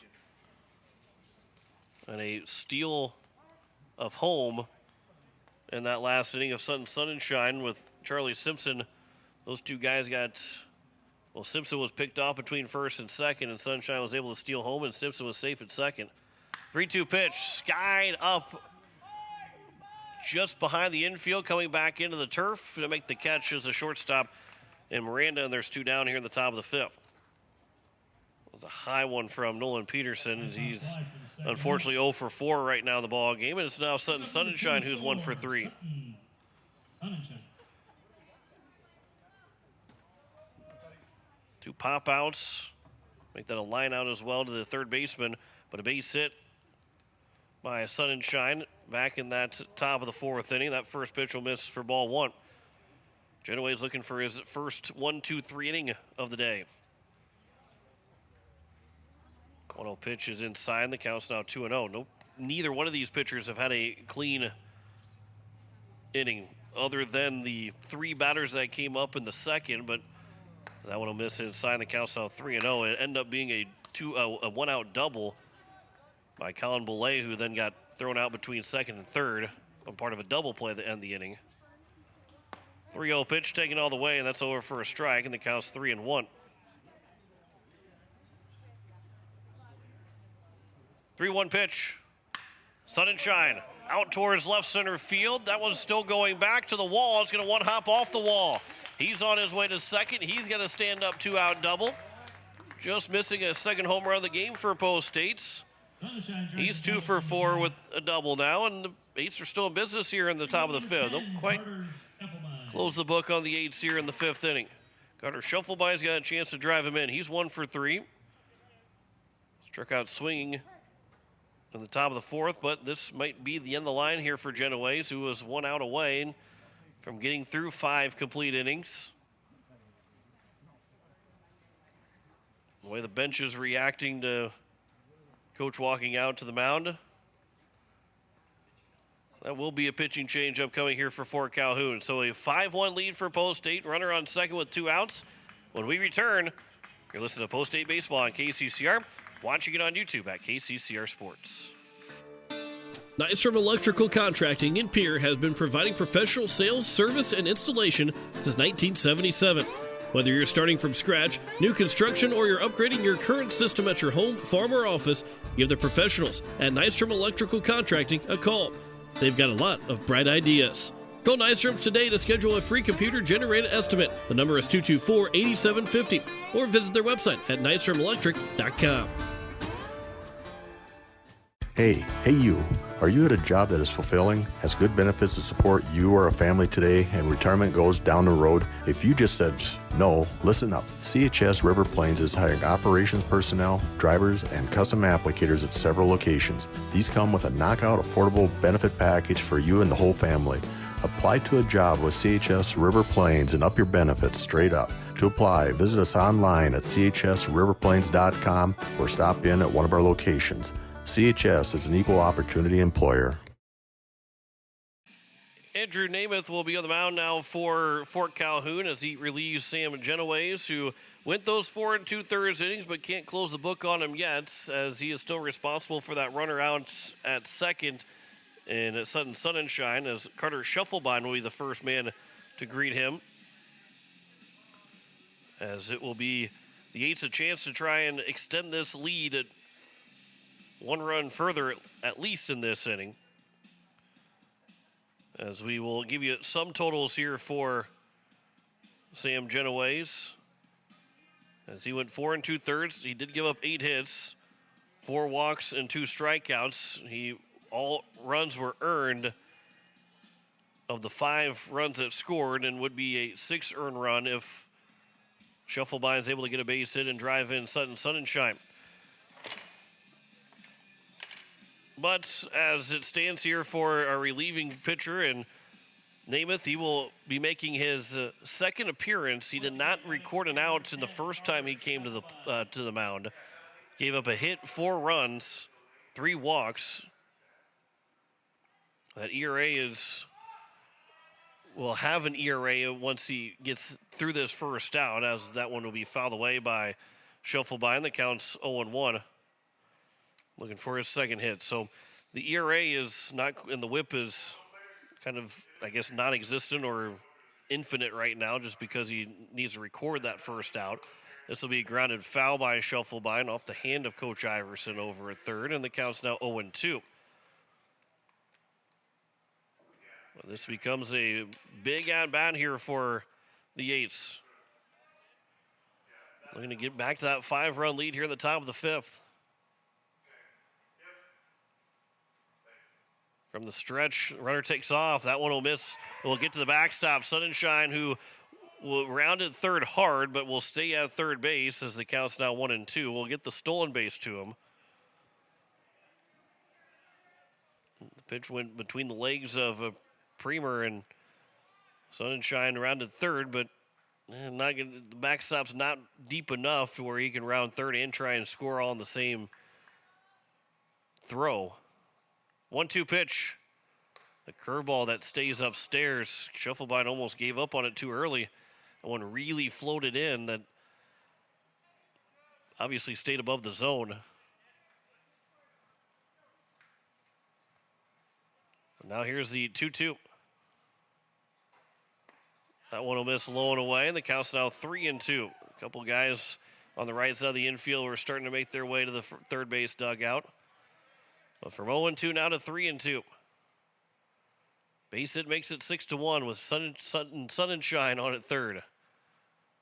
Shufflebein flies it out towards left field. Backing up is the left fielder and Christensen. He'll make the catch, and that will retire the side here in the top of the 5th inning. No runs, 1 hit, no errors, and 1 man left on base. So we head to the Bottom of the fifth, 5-1 lead for Pierre over Fort Calhoun. You're listening to Post State Baseball on KCCR.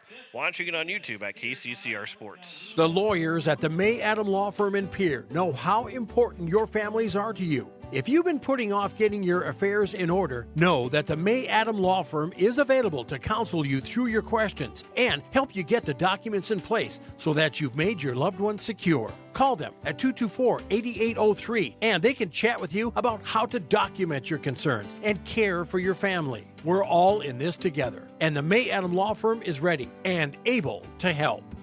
Most of us already know that Gales Gas of Pierre is the place to call for propane. They offer an automatic fill plan so you never have to worry about running out of propane. They accept debit and credit payments or a budget payment plan to spread out the cost throughout the year so you never have surprises when you get your bill.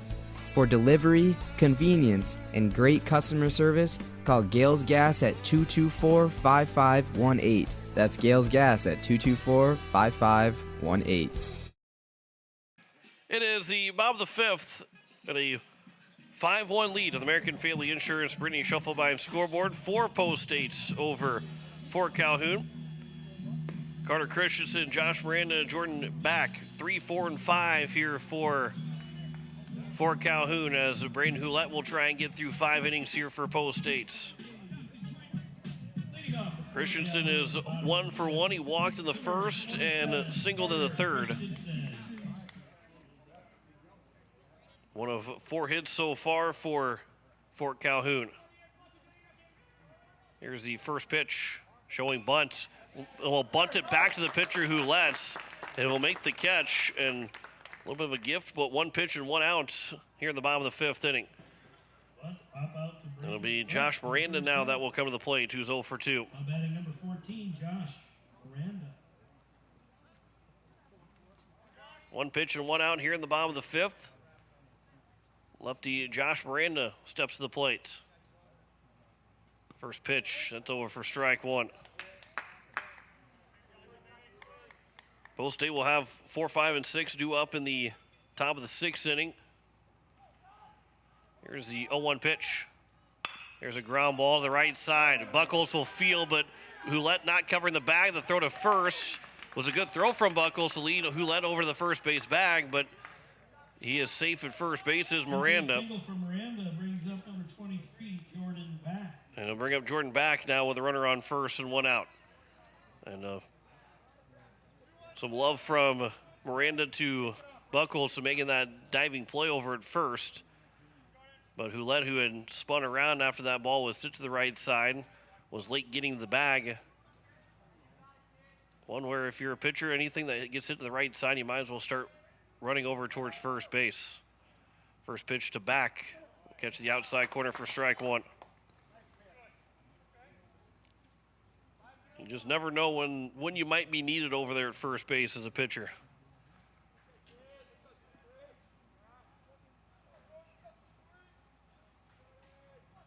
Here's the 0-1 pitch. That one just missing outside. Peterson tried to frame that one in the strike zone, but it just missed, and the count's now 1-1. Back's 0 for 2. He grounded out to the second baseman Doyle in the first and flew out to Simpson in left back in the 4th inning. This will be flown out to center field. Sunshine will have to back up on it. He'll get underneath it to make the catch. And there's 2 down here in the bottom of the 5th, and he'll bring up the number 6 hitter in Declan Ott. Fly out to center brings up number 34, Declan Ott. Ott is 1 for 2. Ground out to the first baseman Buckles and a 3 unassisted, and then an infield single and end up getting the second on that infield single. The throw from Getz was over the head of Buckles and got out of play. The lone error by Post State, which didn't really come back to haunt Post State, with the fact that he was thrown out on the suicide squeeze play. A little miss outside for ball 1, and didn't really get a chance to talk about that squeeze play. And a lot of times, I mean, really, you haven't, I would probably say last 10, 15 years, you really don't see the suicide squeeze used that often. It's usually a safety squeeze where the bunt has to get down before the runner takes off for home. That time it was a straight up suicide squeeze where you're running, the guy's got to make contact, and he did not and was easily tagged out by Peterson. Here's the 1-1 from Houlette. That'll miss low, and the count's now 2-1. But at that point, the bases were loaded with one out. They end up getting an RBI double out of it anyway. As that one will be taken for a strike, and the count's now 2-2. But what could have been in that inning at the point was it was 5-0, ended up being 5-1. That's where we stand right now. But what could have been in that bottom of the fourth for Fort Calhoun. 2-2 pitch. Chopper, slow roller, third base side. Shufflebein will field. Taps the glove. The throw to first is in time and ends the inning in the bottom of the fifth. No runs, one hit, no errors, and one man left on base. We head to the top of the sixth, a 5-1 lead for Pierre over Fort Calhoun. You're listening to Post-State Baseball on KCCR. You're watching it on YouTube at KCCR Sports. If you're like a lot of South Dakotans, you've made a purchase online for services or products and have had no issues. Unfortunately, scammers view the internet as their playground, and they're constantly deploying new scams to attempt to take your hard-earned funds. Fraudulent websites have grown by leaps. Consumers and businesses need to check all aspects of a website before making any type of purchase. Questions regarding this scam should be directed to South Dakota Attorney General's Consumer Protection at 800-300-1986. Form, function, finesse. The all-new 2024 all-wheel drive Ford Escape is now on sale at Capital City Ford for $32,000 with up to $2,250 in rebates. If you're looking for adaptable interiors ready for your daily adventures, whether it's a trip to the grocery store, to a spontaneous road trip, and everywhere in between, Capital City Ford has you covered. Payments are as low as $385 with Ford Credit Flex Buy program. For more information and details, contact a sales professional at Capital City Ford. Check out their full vehicle lineup at CapitalCityFord.com. Capital City Ford in Pierre. It is the top of the sixth and a 5-1 lead here for Post State. Trying to win the first game of the Dakota Classic and set up a big matchup tomorrow morning against Harrisburg. Because then Harrisburg will be sitting in a spot where they feel like they can go win the pool. They wouldn't necessarily win the pool with that win, because Fort Calhoun could come back and win the rest of the games to win the pool if they would beat Harrisburg. But it could set up a very meaningful Dakota Classic game against Harrisburg tomorrow morning if Post State does get the win here in the next two innings. As Simpson will see the first pitch and sky it in the infield. Shortstop in Miranda will call for it, make the catch, and one pitch and one out. We'll bring up Miles Doyle. It's already an important game for Pierre and Harrisburg, being South Dakota opponent, but yeah, a little bit more onto it if Post State's coming in 1-0 and Harrisburg, who is already 2-0. First pitch to Doyle. That's a sharp one-hopper. The shortstop Miranda backhand slides, turns around and throws to first. 2 pitches, 2 outs, and a heck of a play from Miranda over at short. That's not an easy play to make. He made it look easy, but not an easy play to make. And I'll bring up now Dawson Getz, who's 2 for 2 with a triple and a 3-run homer. Was hit by a pitch. I got to think he's going to be taking that first pitch. Missed low and away anyway, and then attempt the strike zone. Usually you don't want to see guys have a 3-pitch inning. Still got a chance for a 4-pitch inning, though. Doesn't name it. That one will be upstairs, and the count's now 2-0. Officially close the book on Genoways, who went 4 2/3, 8 hits, 5 runs, all of them earned, 4 walks, and 2 strikeouts. And now Namath, who was able to get out of that top of the 5th without allowing a run, being the only guy that he faced to fly out to left field. He's thrown 3 pitches in this at-bat where he threw 2 in the previous 2 at-bats. And the count's 3-0, and time called by the catcher Premer, and we'll have a talk with Andrew Namath, the pitcher.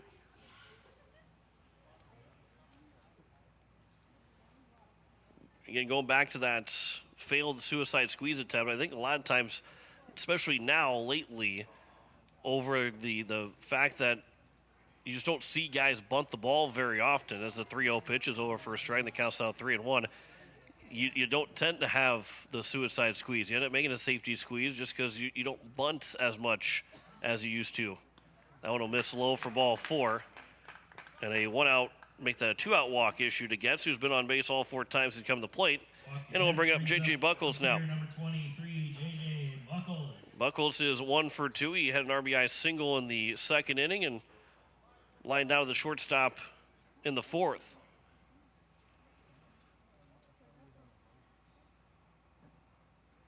Here's the first pitch to Buckles. That'll be upstairs for ball 1. Because you think about it, with the bases loaded, especially the team that we're going to see tomorrow morning, they're not thinking about bunting the ball. They're thinking about hitting a grand slam. They're not usually worried about bunting at all. Anytime they come to the plate with guys in scoring position, they're looking to swing, still swinging for the fences. They're looking to hit home runs. So I would say that at any point, again, maybe they could easily change depending on the how the game is going. But guys on the infield probably don't have to play in on Harrisburg. They'll be swinging the majority of the time. A team that hits a lot of home runs. They had a lot of extra base hits. 2-0 pitch. Runner takes off. That will miss low. It was blocked up by Premer, not cleanly, but still blocked up, and it ends up being a stolen base for Dawson Guest without a throw, and a 3-0 count again here now to J.J. Buckles. 2 pitches and 2 outs for Namath, but he's fallen behind the last 2 hitters at 3-0 counts. Guest who drew the walk, the 3-0 to Buckles is over for a strike, and the count's now 3-1. Still good hitters count here for Buckles, who try and pick up his second RBI here in the ball game. 3-1 pitch. Swing and a miss. JJ wasn't thinking about his second RBI. He was thinking about RBIs 2 and 3. There's a little league field beyond left field, and he was trying to maybe see if he can hit the home plate out in that one. 3-2 pitch. It'll miss load away for ball 4. And it's now first and second here with 2 away. And it brings up Grayson Hunsley. Runners at first and second now with 2 outs. Grayson Hunsley a chance to maybe extend the lead here for Post State. He is 1 for 2. Sacrifice bunt in the second, doubled in the third, and ground out to the third baseman in the fourth. Getz stands at second. Buckles at first. First pitch.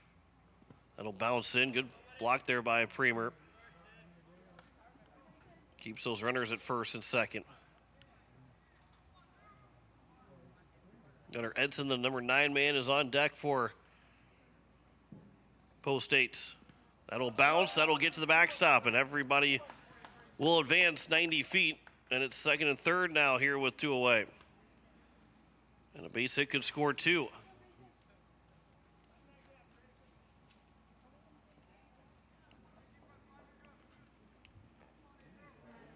Picked up an RBI in the first doubleheader of the season. Looking now for RBIs 2 and 3 here of the year. 2-0 pitch. That'll miss outside, and the count's now 3-0. Again, Gunnar Edson is on deck. Then you get back to the top of the order. 3-0. That one's over for a strike, and the count's now 3-1. That's the third straight hitter that he has gone 3-0 in the counts. 3-1 pitch. Hunsley, the fly ball to left field. Coming in on it will be the left fielder in Christensen to make the catch and retire the side. Here in the top of the 6th inning, no runs, no hits, no errors, and 2 men left on base. To the bottom of the 6th we go. Pierre leads at 5-1 over Fort Calhoun. You're listening to Post State Baseball on KCCR. Watching it on YouTube at KCCR Sports. At Shane's Pharmacy, your healthcare is important, and Shane wants to be the pharmacist to take care of you. Shane's Pharmacy will make sure your prescriptions are filled in a timely manner, they will answer your questions, and they will even deliver to your home or office. Call 223-9200. Shane's Pharmacy, the pharmacy you know and trust. The number again is 223-9200. Shane's Pharmacy in Fort Pierre, proud to support high school athletics.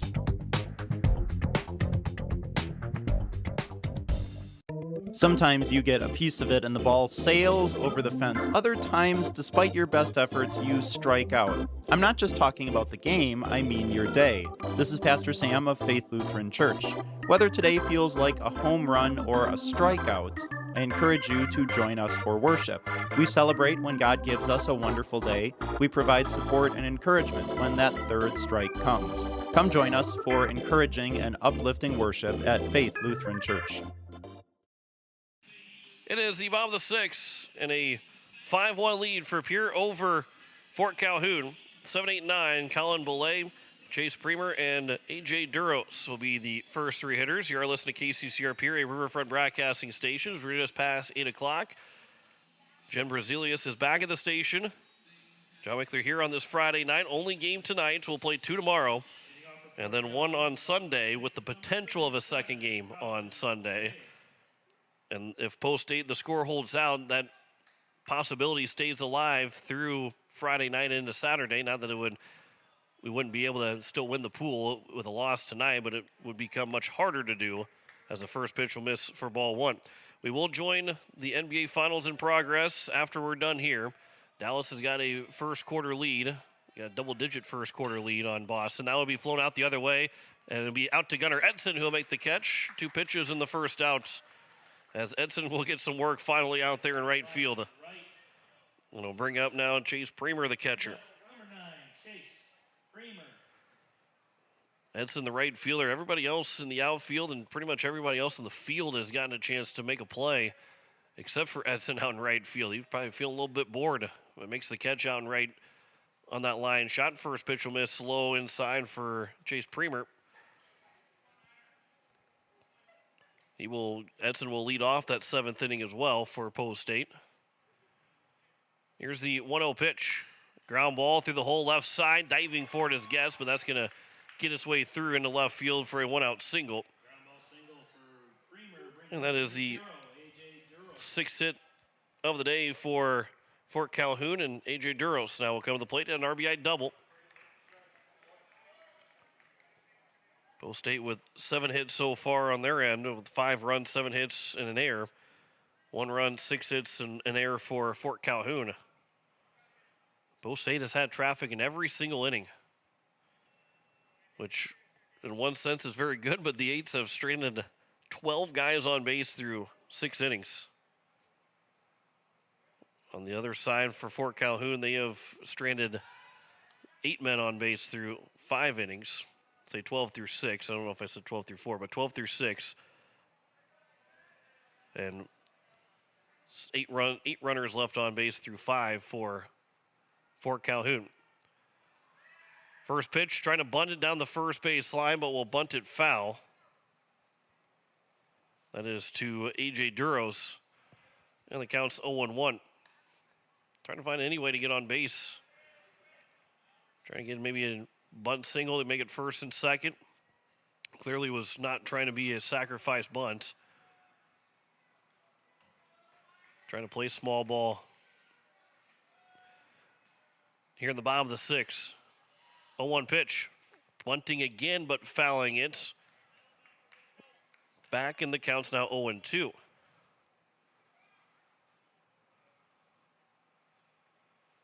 So now who let it strike away from trying to pick up his 4th strikeouts of the ball game.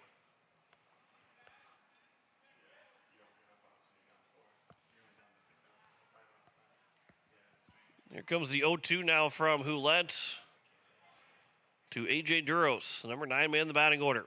Will hit him. An 0-2 pitch that hits him. And unfortunately for Post State, that was a big chance. Try and get that second out with an 0-2 count. Maybe looking for a ground ball. You're still ground ball away from getting out of this 6th inning. But it's back to the top of the order and becomes now a threat here for Fort Calhoun. First and second and 1 out. JT Malarnick will come to the plate. Nolan Peterson will go out and talk to his starting pitcher who is trying to get through 6 innings.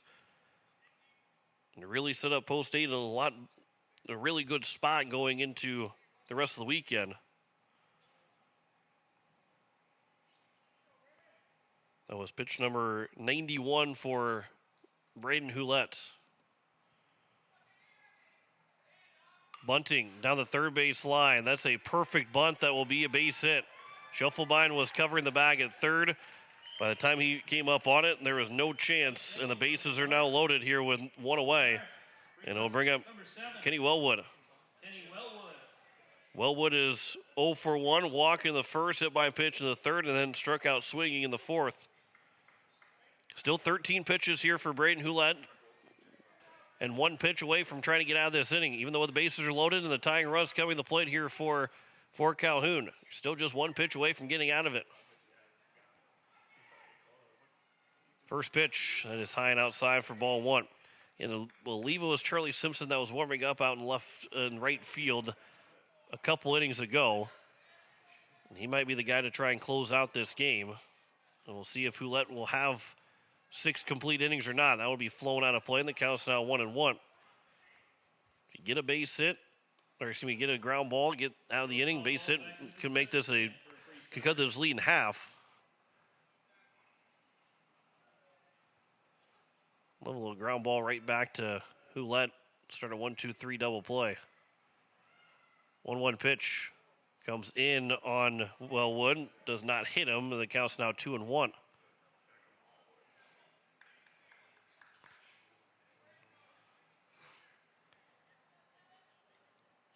Two and 3 right here for Fort Calhoun. 2-1 pitch.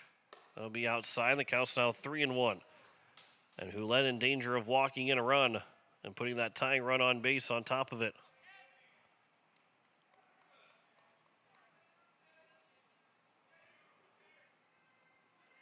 Here is the 3-1 pitch from Hulett.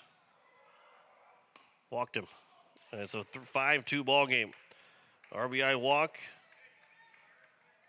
Coach Iverson will make his way out to the mound. And we'll see if that will be the end of the day for Hulett and if they will necessarily go to the bullpen, but so they looks like they may be going to the bullpen. We'll step aside for a minute. We'll tell you the change coming up here in just a moment. You listen to Post-State Baseball on KCCR and on YouTube at KCCR Sports. Building a home. It's the biggest investment most of us make in a lifetime. Not to mention it's a decision that, well, you pretty much live with day and night. The quality of the workmanship stares back at you like a reflection. It also affects the value of your investment. Choosing the right contractor is critical. Kruger Contracting is that contractor.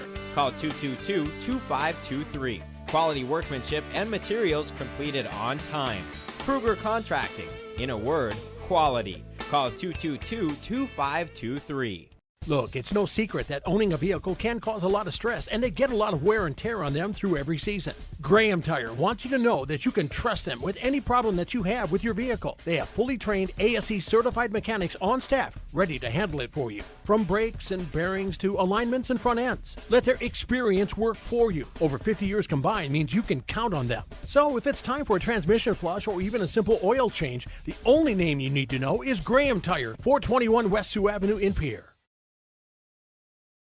So J.J. Buckles is the guy that comes to the mound here for Post-State, as he will have the bases loaded and 1 out, as it will be, I believe Coulter Babcock was the one that came into the ball game to now maybe play first base. We'll wait to see when guys get up. It looks like it was Babcock that came in, but Buckles will go from first base to the mound.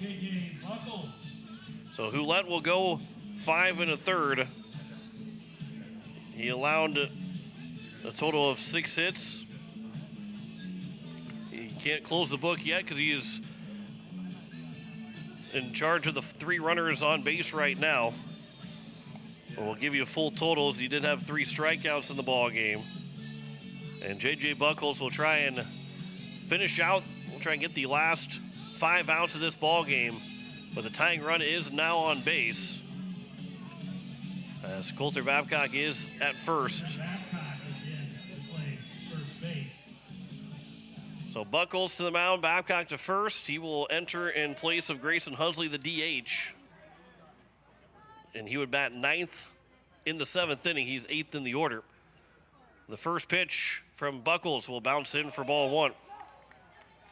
No wiggle room here for Buckles, as Carter Christensen, the team leader in RBIs, is at the plate with the bases loaded, 1 out. You got to be able to attack him. You're 1 ground ball away from getting out of the inning, but 1 ball in the gap from completely changing this game. That 1-0 pitch will miss low and away, and the count's now 2-0. J.J. Buckles, he is making his 4th appearance, 3rd relief appearance overall. Swing and a miss. And the count's now 2-1. 5 1/3 innings so far for Buckles. 8 runs, or make that 8 hits, 6 runs, 5 of them earned, 4 walks and 4 strikeouts. The 2-1. That one's at the outside part of the plate. The count's 2-2. 6.56 ERA, a 2.25 whip, 320 batting average against. Here's the 2-2 from Buckles to Christensen. That one's taken on the outside corner of the top of the zone. And a strikeout of Christensen. There's 2 down here in the bottom of the 5th. And it brings up Josh Miranda. Brings up number 14, Josh Miranda. Now with 2 outs, everybody will be off with the crack of the bats. Big spot right here for the 8s. Trying to get out of this with minimal damage. First pitch. That is outside for ball 1.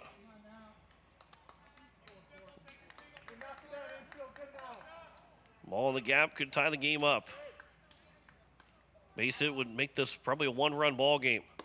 That one's upstairs and the count's now 2-0.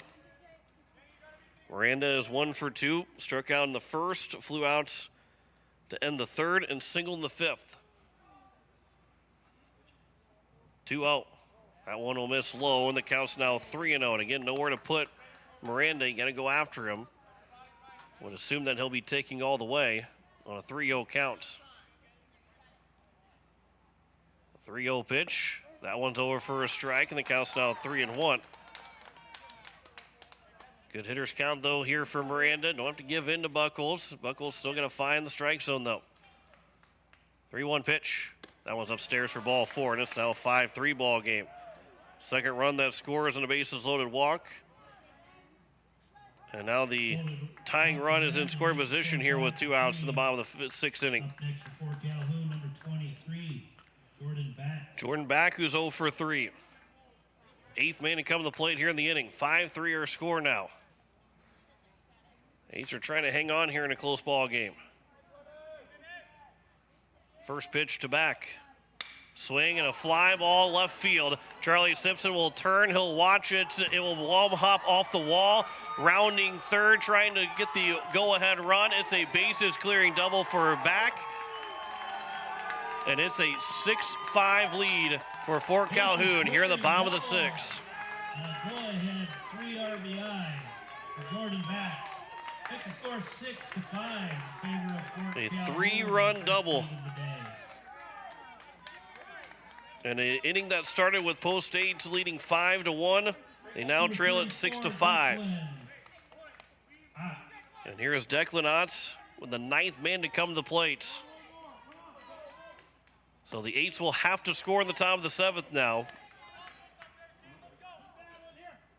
And how quickly the game changes. One swing of the bat, a couple of bases loaded walks, and then the triple, or make that the double, 3-run double. 5 runs will be credited to Braden Houlette. End up with a no decision in this game, regardless of the outcome, as the count's now 2-1. J.J. Buckles is now on the hook for Post 8. Sam Genoways for Fort Calhoun will get a no decision as well. 2-1 pitch.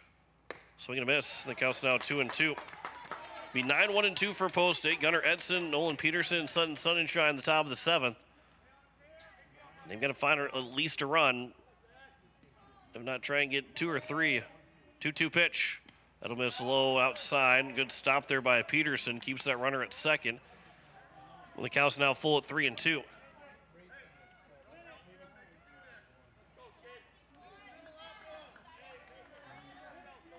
Three-two pitch. That one's taken for strike 3, and that will retire the side here in the 6th inning. But a 5-run bottom of the 6th on 3 hits, no errors, and 1 man left on base. Post 8 now trails it 6-5 as we head to the 7th. You're listening to Post 8 Baseball on KCCR, watching it on YouTube at KCCR Sports. Building a home. It's the biggest investment most of us make in a lifetime. Not to mention, it's a decision that, well, you pretty much live with day and night. The quality of the workmanship stares back at you like a reflection. It also affects the value of your investment. Choosing the right contractor is critical. Kruger Contracting is that contractor. Call 222-2523. Quality workmanship and materials completed on time. Kruger Contracting. In a word, quality. Call 222-2523. Look, it's no secret that owning a vehicle can cause a lot of stress, and they get a lot of wear and tear on them through every season. Graham Tire wants you to know that you can trust them with any problem that you have with your vehicle. They have fully trained ASE certified mechanics on staff, ready to handle it for you. From brakes and bearings to alignments and front ends. Let their experience work for you. Over 50 years combined means you can count on them. So if it's time for a transmission flush or even a simple oil change, the only name you need to know is Graham Tire, 421 West Sioux Avenue in Pierre. It is the top of the 7th inning. Post 8 down 6-5 on the American Family Insurance and Brittany Schuffelbein scoreboard. And it will be a chance to close it out for Fort Calhoun, but the 8s with 9-1-2. And Edson, Peterson, and Sunshine will try and make this a tie ball game again, if not take the lead. Looking like Kenny Wellwood is on the mound. Now pitching for Fort Calhoun, number 7. It will be Wellwood that will have a chance to try and get the save now, with Namath having a chance to get the win. Edson is 0 for 2, Peterson 0 for 4, and Sunshine at 2 for 4. And for Kenny Wellwood, as he is coming to the mound, he has thrown 12 innings so far. This will be his 4th relief appearance. He is 2-1 overall. 9 hits, 10 runs, 3 of them earned though. 9 walks, 13 strikeouts, ERA at 1.75, whip at 1.5, and a batting average against at 209. So he has not been easy to get on base against. And here's Gunnar Edson to lead things off here in the top of the 7th. A 5-run bottom of the 6th. Post 8 had a 5-0 lead at one point. Here's the first pitch to Edson. It'll miss low for ball 1. Post State had taken that 5-0 lead on the technical steal of home for Sutton Sunshine after Simpson was picked off between first and second. That'll be a strike, and the count's 1-1. It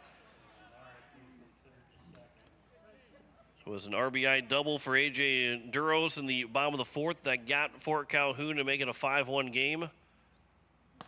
And that one's over for a strike, and the count's 1-2 here to Edson. And then a 3-run double for Jordan Back after 2 different bases loaded walks. Made it a 5-3 game, a 3-run double. It's a 6-5 lead for Fort Calhoun here in the top of the 7th inning. 1-2 pitch. Ground ball, third base side, but that will be foul. And we'll do it again here at 1-2. If the 8s do not come back and win, that makes things a lot harder for the 8s to try and win the pool. But it will still be an important game against Harrisburg tomorrow morning.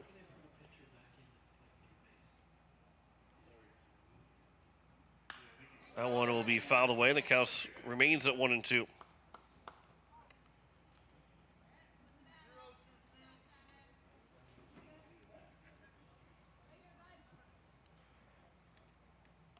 Edson trying to be a base runner here to lead off the top of the 7th. 1-2 pitch. That one stays upstairs, and the count's 2-2. So Wellwood went from second to the mound. Larnick went over to second from third base, and Genoways will re-enter the game at third. 2-2 pitch, line shot, base hit for Edson. Leadoff single to get things going in the top of the 7th, what the 8s needed. Edson now 1 for 3 in the ball game. And we'll bring up now Nolan Peterson. So Genoways will hit in the place of Jordan Back if we get to that spot, in which he would be due up 8th in the bottom of the 7th. But we'll take away the DH. So now here is Nolan Peterson. And do you play small ball to try and move into scoring position for Sunshine and Schuffelbein? Pickoff attempt, and Edson will get back in, diving in without a tag. Peterson, who's 0 for 4 with a ground out, 2 flyouts, and a pop-up. And again, pick over off at first and back in safely. Maybe trying to see if Peterson's thinking about if he can see his hand move a little bit. But so far, that top hand has stayed down by the barrel. Now he shows bunt, pulls it back, and it's missing for ball one.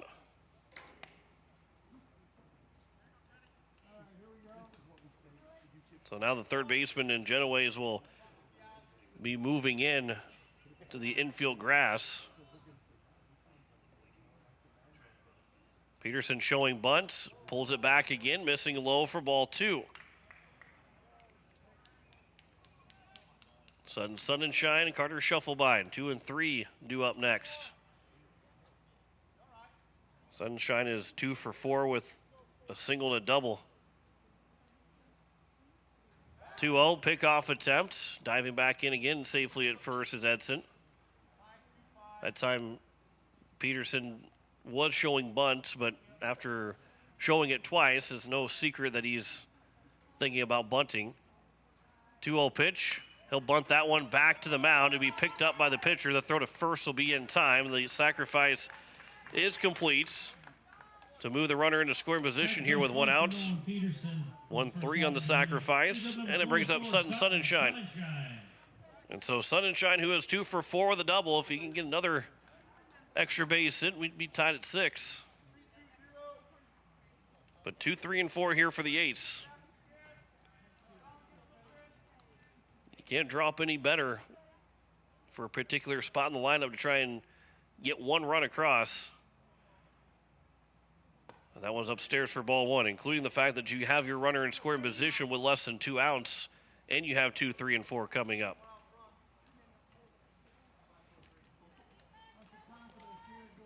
Kenny Wellwood's looking for the save. Ball State trying to spoil a Fort Calhoun comeback. Swing and miss by Sun and Shine. The count's 1-1. Andrew Namath looking to try and pick up the win after he came in relief. He threw just an inning and a third, not allowing any hits or runs. Had 2 walks and no strikeouts. Sun and Shine, fly ball to right field. We'll see if Edson will want to tag. He'll make the catch. Edson will bluff the tag. That throw went right to third base. And there's 2 down here in the top of the 7th. And it's up to Carter Shufflebine to try and drive in the tying run. And on through a strike to third, which with that being the second out, you didn't want to test it anyway. Edson made the right choice by staying at second, because with 2 outs, a base hit. Now a pickoff attempt, and as Wellwood was not on the rubber, Edson was well off the bag, but then the throw almost got into center field. The last thing you want to do is make that third out at third base. And Edson did not go, so base hit could still tie the game up. As is Carter Shufflebine. A fake throw to second. The rising sophomore's got a chance to tie the game up here in the top of the 7th with 2 outs. The 8's down by 1. Edson with that leadoff single, advanced to second on the sacrifice bunt. First pitch to Shufflebine. Swings and fouls it back to the netting, and the count's 0-1.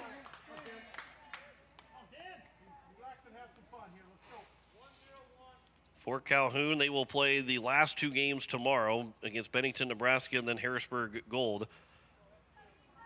If they would beat Bennington and Harrisburg, probably really regardless of what they do against Pierre, that could be the pool play championship game, as it counts now 1-1.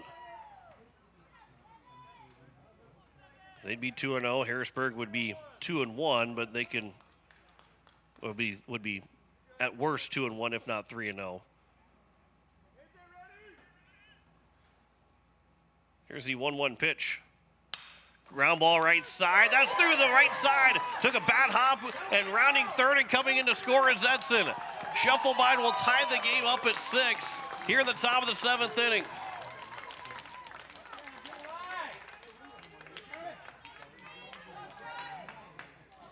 We are tied at 6, and it's now the number 4 hitter, Charlie Simpson. Women's singles. Be a base hit, an RBI for Shufflebind. And so after a 5-run bottom of the 6th inning, the Eights will get a run here in the 7th. Tie the game up at 6 and still hit a chance to maybe get an extra run here and take the lead. Charlie Simpson in the play. We'll see if Shufflebind, he's got the speed to steal second. Don't probably want to get thrown out trying to steal second in the 7th inning in a tie game. But if you could take that bag, put yourself in scoring position, that first pitch is upstairs for ball 1. Shufflebind had actually froze on the pitch, thinking he was about to be picked off. He was picked off earlier in the game. But with 2 outs, Simpson can drive him somewhere in the gap. 1-0 pitch. There's a ground ball up the middle. It'll be a sliding stop by the shortstop. The throw is going to be dropped by the second baseman. The flip from the shortstop into Miranda, who made a swell play at short. Behind the bag at second, could not get the outs. And it'll go as a fielder's choice, and now Miles Doyle has a chance to try and give Post State the lead. Doyle is 0 for 2 with 2 walks. A mound visit here called by the infield, not called by the Fort Calhoun coaching staff. Looks like maybe Genoway is the third baseman, the starting pitcher in the game. He was the one to call time and maybe rally the troops a little bit. Base hit from Doyle can make this a lead for Post State here in the top of the 7th.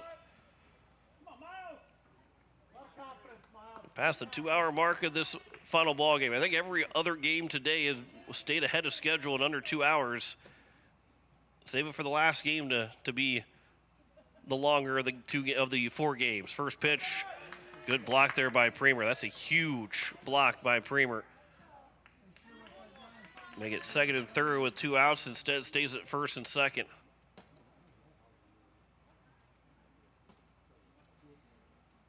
Shufflebind, he represents the go-ahead run here in the 7th inning at second. That 1-0 pitch to Doyle is upstairs, and the count's now 2-0.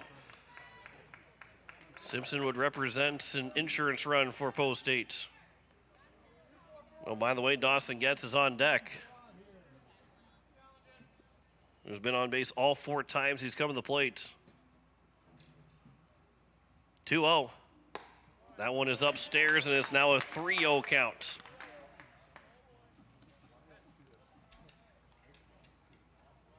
Doyle will have to be taking, well, I would think would be taking all the way. A 3-0 count. 3-0 pitch. Taken all the way, and it's a ball 4. A 4-pitch walk to load the bases with 2 outs here in the top of the 7th. And it's Dawson Getz that will come to the plate. Triple in the first to make that the second. 3-run homer in the third. Was hit by a pitch and also drew a walk. We'll have time called again. Another mound visit here with the bases loaded and 2 outs in the top of the 7th. We'll either have ourselves a tie ball game going to the bottom of the 7th after this at bat, or Post State will have at least a 1-run lead. In the bottom of the 7th, which we do know will go to the bottom of the 7th, it'll be 7, 8, 9.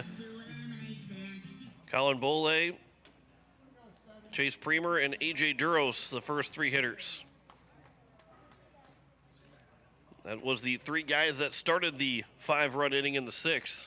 Right now, they just need 1 to win it. But Post State trying to take the lead and give themselves a chance to win in the bottom of the 7th as well. Long mound visit. The home plate umpire will just about make his way out there. And as it usually is for home plate umpires, they get all the way, almost all the way out there. And then the coach will break up the huddle.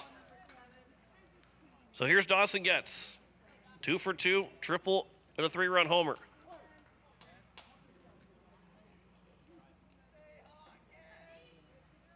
First pitch from Wellwood to Getz.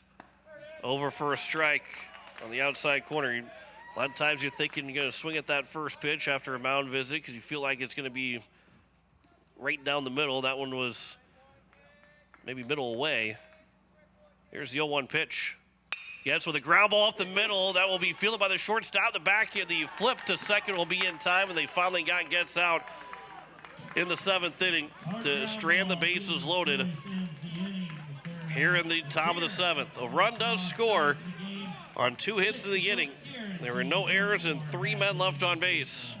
We head to the bottom of the 7th. We are tied 6-6 between Pierre and Fort Calhoun. Listen to Post 8 Baseball on KCCR.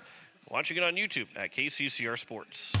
At AgTegra, we're leveraging the power of the cooperative to benefit our farmers and ranchers, their families, and local communities. We're creating jobs for your neighbors and putting money back into our communities. We're lending a hand in our rural fire departments, food banks, and 4-H and FFA programs. That's what local is all about. When you do business at AgTegra, you help us make a difference in your community. AgTegra, strong, stable, dependable, and local. As community bankers, BankWest employees are deeply committed to supporting local causes, growing the local economy, and creating local opportunities. At a time when you can bank anywhere, we hope you choose BankWest. We'll be your financial partner for the long haul, helping you and your community achieve financial success. BankWest. Convenient, connected, committed. Member FDIC. So it is the bottom of the 7th, and Post 8 is tied 6-6 with Fort Calhoun as the team for Nebraska will come to the plate and need just 1 run to try and win the ball game. Colin Belay, Chase Premer, and A.J. Duros will be the first 3 hitters, 7, 8, 9. They were the responsible to start the inning in the bottom of the 6th. As the first pitch will be popped up behind second base. Dawson Getz will call for it. He'll make the catch. 1 pitch and 1 out here in the bottom of the 7th. And we'll bring up now Chase Premer. Brings up number 9, Chase Premer. He is 1 for 3. He singled. Again, these were the 3 guys that were responsible, the first 3 hitters that got the 5-run inning. As the first pitch will miss low for ball 1. He singled with 1 out. That got everything moving. And ended up scoring on a bases loaded walk to Kenny Wellwood. 1-0 pitch is upstairs, and the count's now 2-0. Then ended up being an RBI walk for Josh Miranda before a 3-run double by Jordan Back, who is no longer in the lineup, with Genoways playing third in that 7th inning. Again, that'll be the 8th man to come to the plate, and it would be impossible for him to come to the plate in this inning anyway. 3-0 pitch will miss for ball 4, and it's a 4-pitch walk. And the winning run is now on at first. And A.J. Duros will now come to the plate. He had an RBI double back in the 4th. He is 1 for 2. We have the courtesy runner. Katurba will be the courtesy runner again for Chase Premer. 3rd time that he has been on base. So Katurba will represent the winning run. And now, do you play small ball with 1 out and a runner on at first? They show bunt, and they will bunt it foul. If you bunt him over to second, you get him in scoring position, but then you got 1 out to work with. There's no more productive outs. With the fly out to Belay for the first down, and then if Duros will sacrifice bunts, then you get the top of the order to try and drive him in. But they tried the first time. Here's the 0-1 pitch. Swinging this time, and he'll foul that one out of play, and the count's now 0-2.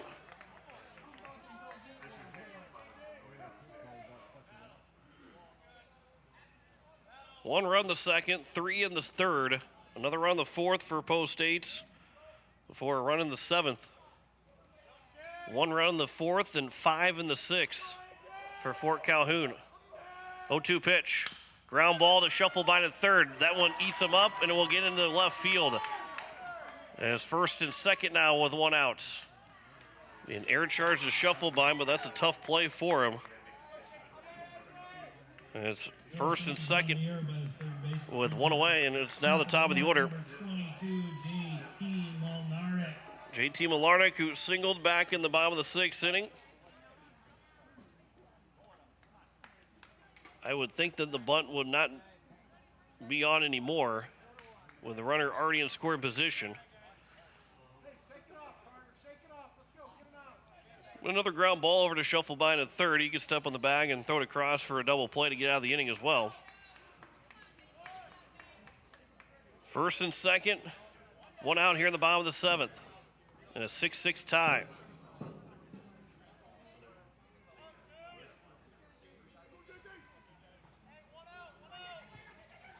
One for two in the ball game, Malarnick.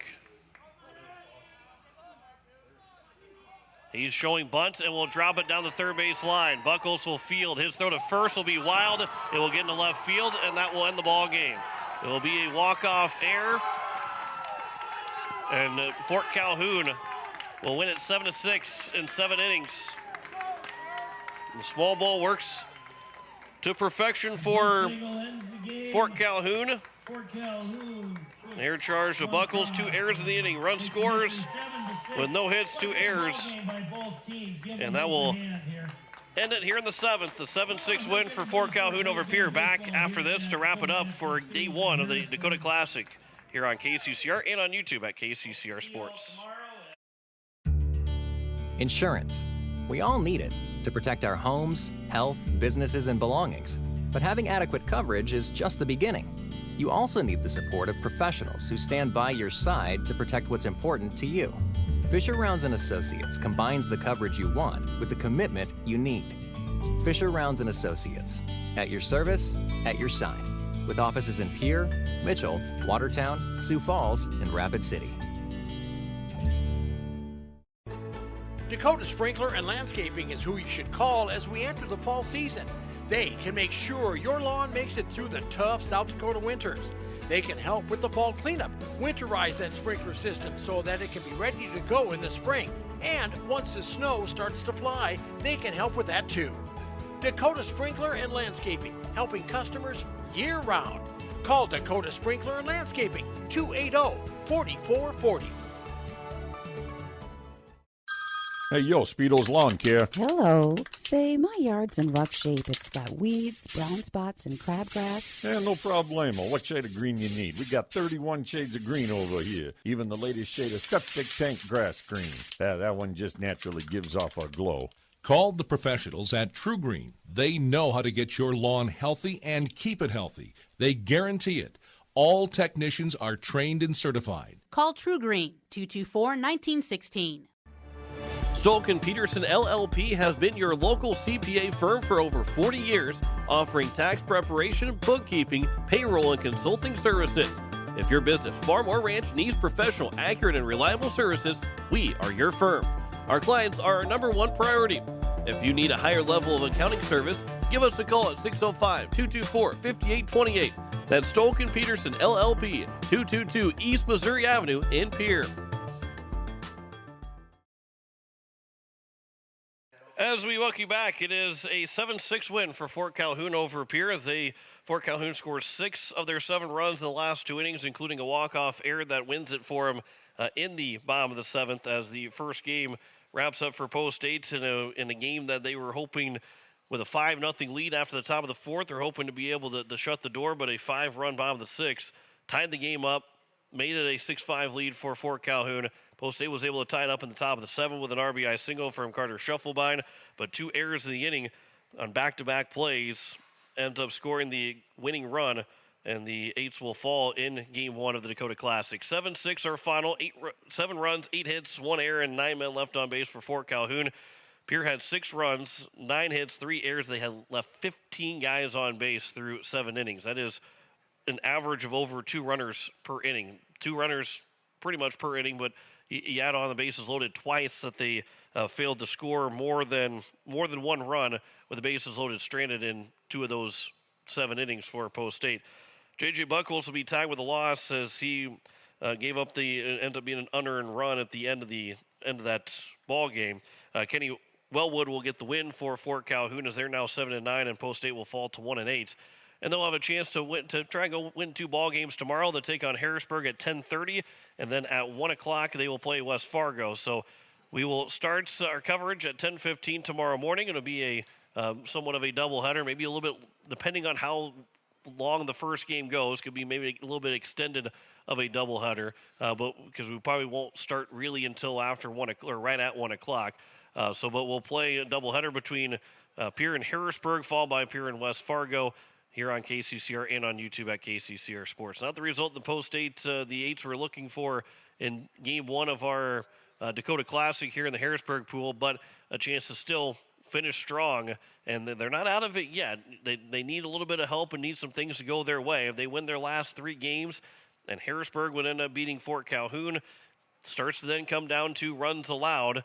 Harrisburg's probably got a good start with allowing just 3 runs in through 2 games. They've already post-8 is, everybody else has doubled the amount of runs allowed per game, but that will still give post-8 a chance to try and win the pool, although it becomes a lot more difficult than if they had finished out this win here in Game 1 of the Dakota Classic. I want to say thanks to Jen Brazilius back at the station. John Wickley here signing off. Post-8 drops a 7-6 decision to Fort Calhoun in Game 1 of our Dakota Classic as we say so long from Harrisburg.